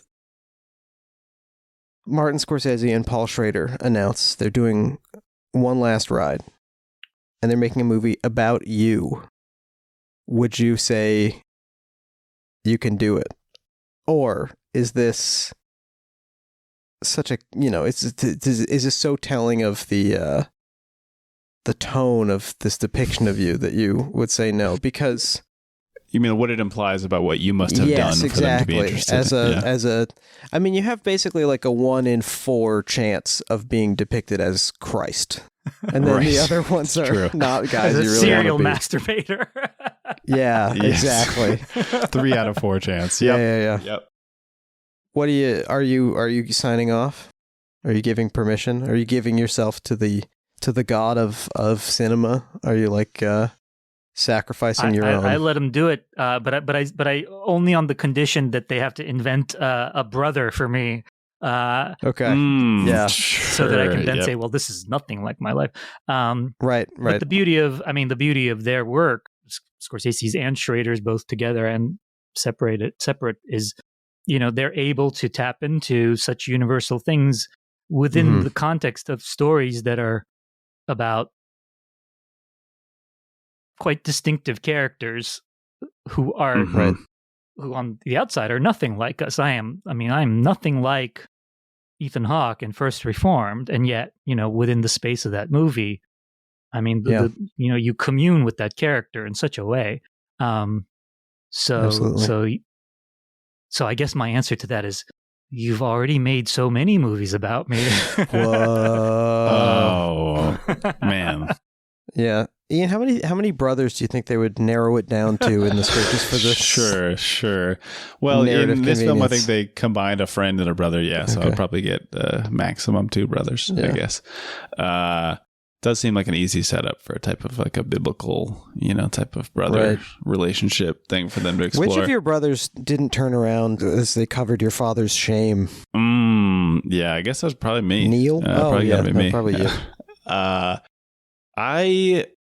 I think my response, if I'm being realistic, would just have to be that somebody has misled these gentlemen about how interesting my life is. Which guy are you talking about? Yeah. So I guess I would encourage them to find more interesting material, but I would, of course, let them do whatever they want. I'd do it for a cool $100K. Really solve some of the problems that I have. Do we have any final thoughts on Raging Bull? I did do I spent a fair amount of time trying to figure out if there's anyone in the phone book named Ray Jimble or anything like that. Sure, we came up with Japanese Olympic synchronized swimmer Ray Jinbo, who seems like a nice person, and I don't want to. We wouldn't bother her with the podcast. Yeah, I don't want to get her mixed up in any of this. But any final thoughts? Anything we'd like to cover? Anything important like that? I mean, it would be fun to see a Raging Bull set in the world of synchronized swimming with we don't like get a lot of sisters. synchronized swimming movies. Could be sure. Could be. Yeah. Well, it's hard, I think, because it's not really an individual sport by its very nature. You have to disappear into the collective. But I feel like Paul Schrader could find a way to do a synchronized swimming movie with one person. I would love that. Yeah. A man in a pool. Yeah. Man in a pool. Yeah. I like that. All right. Well, we got one more thing to do, I guess, which is, of course, our sexual obsession check-in. Now, Bilge, your friend Paul was introducing one of his films in New York a couple of months ago. Had this to say about what he's doing next. I've never written a script about sexual obsession, and so that's what I'm doing now. And so, many jokes were made of about this when this came out. But we here on the show are asking whether Paul Schrader has ever made a film that's not about sexual obsession in some way or another. We've already come to the conclusion that they're not all about it, although most of them. We got Blue Collar and American Gigolo, I think, did not make the cut for us. But do we think this film is Adam Resurrected? about sexual obsession? Oh, we're not there yet. Right. You're jumping ahead. Okay. Do we think that the film Raging Bull is about sexual obsession? I would say I'm saying yes. But in a sort of, we're going to have to return to our friend Freud. because it's all mixed up in there. All these drives are jumbled. But yeah, this is a sexual obsession film. Oh, absolutely. I mean, I think it is. There is a tendency sometimes to look at these older films from the 70s and 60s and 80s, I guess, are considered older films now. But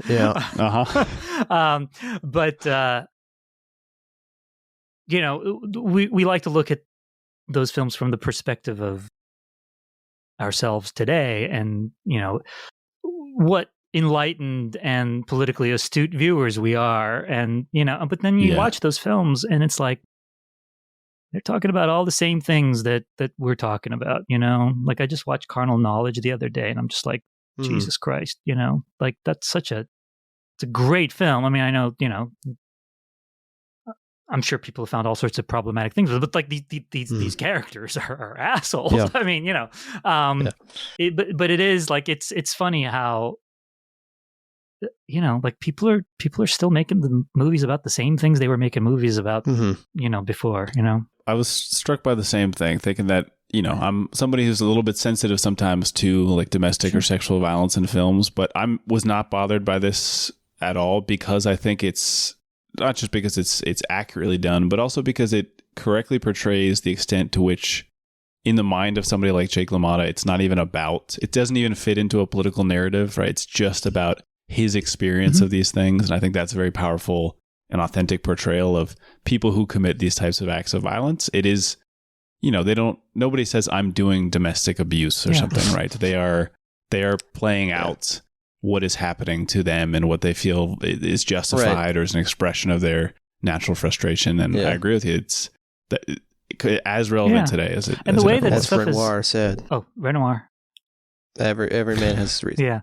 No, but like even just the way that these things are treated so casually sometimes in those films, like if you don't see the film, you might not think, or in your memory of the film, it might not quite seem that way, but like it's casually treated, but pointedly so, like something like Chinatown, it's like there's all sorts of stuff in Chinatown, like the guy that he investigates for early in the film, who shows up later and his wife has a black eye because he's like it's just total throwaway scene, to the point where you can even, like, some people laugh at it in the movie, but it's like that's there for a reason, right? And it's not there as a joke. It's kind of like, this is how it is, I did want to mention that while all of this is going on and the film is going to the Oscars, where it famously loses to Ordinary People, which now seems like a travesty, or a lot of people get mad about that. I haven't seen Ordinary People. I hear it's very good. It is actually a really good film. Yeah, this film did not have a terrific... I mean, it was well received, but polarizing, and also nobody saw it.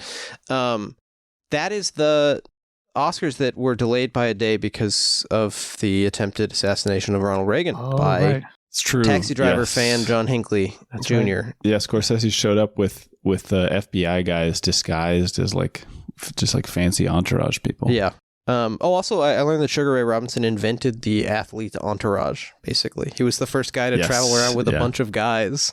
So, well, as you're saying, a lot of these ideas have been around forever, but somebody did have to invent some stuff, like the it's true. video cassette recorder and the greatest invention of our time, the video cassette recorder. The invention.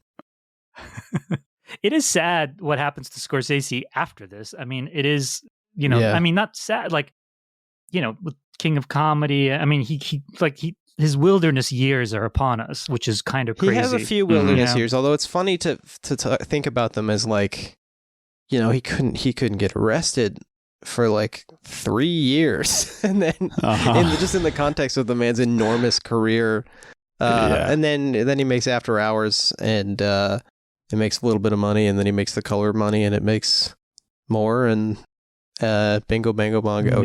Last Temptation of Christ, and suddenly he's back where he started. People sending him death threats. Exactly. Really excited about that one. Speaking of death threats, we've been talking a little bit about college stuff, and I don't know where things are going to be when this episode comes out, but wanted to shout out everybody on campuses across the country and world. Recently, an encampment went up at UCLA where Ian and I and Paul Schrader went. Yep. Shout out to all those guys there. That's nice. I was just at the Yale encampment the other day, which very peaceful, very quiet. I mean, I was there very briefly with my son, and it was interesting because it was they were setting up the the speakers because they were about to make a couple of speeches, and right behind them, like 20 feet away, were were a group of I believe pro-Israel demonstrators. They had like the flags and stuff. It was all very peaceful. Everybody was was fine, very casual. Yeah. And, so nothing like the way it's sometimes portrayed in the media as, the narrative of getting stabbed in the eye. Oh, maybe it was poked. Oh, maybe they were oh, maybe that actually didn't happen. And or maybe it wasn't the editor-in-chief of the Yale Daily News, but actually, I mean, it was just, and by the time it's fixed, nobody's paying attention. It's already become a meme in various opinion pieces. Friend of the show and possibly bleeped name, depending on if he says it's okay for me to mention him. But friend of the show, Zoomer Josh, was at the UCLA encampment last night to watch Battle of Algiers. So also just cool to think of a 60-year-old movie that's still so incendiary and powerful that they're showing it in embattled encampments on college campuses in 2024. So anyway, if anyone has enough phone battery on the lawn at UCLA to be listening to this, a hearty what's up, and yes, we're with all you guys. And with that, thanks again to Bilge Ebiri for joining our little community here. Thank you so much for coming back. It's so weird that you listen to the show. I have to say, I basically think of there's like another guy named Bilge Ebiri who looks exactly like the renowned film critic who listens to the show. I love listening to the show.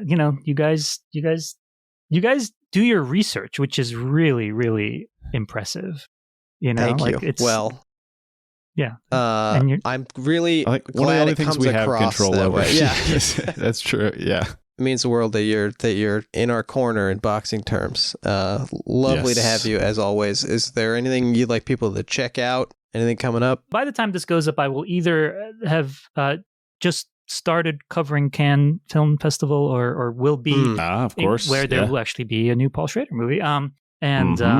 So I guess look out for that on Vulture.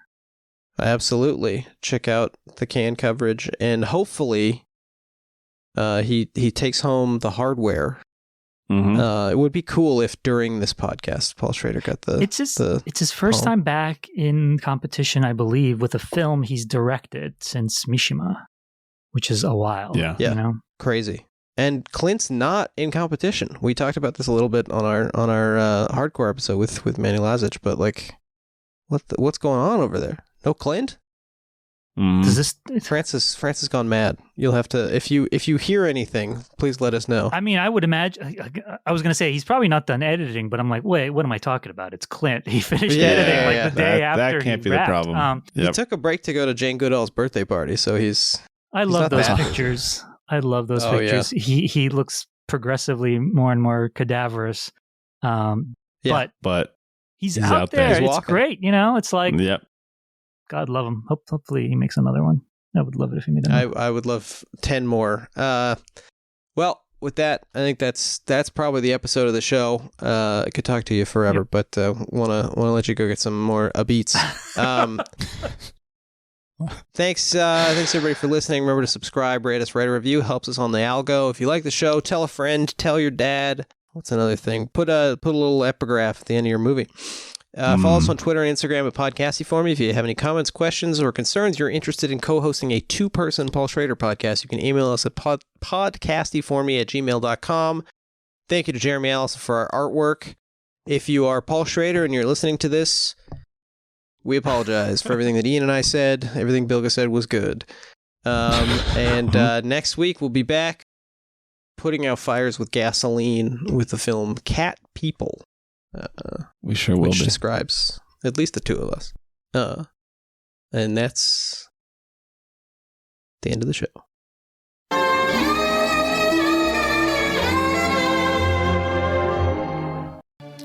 I would go out in the street eating a big sandwich, and the kids would steal it away from me.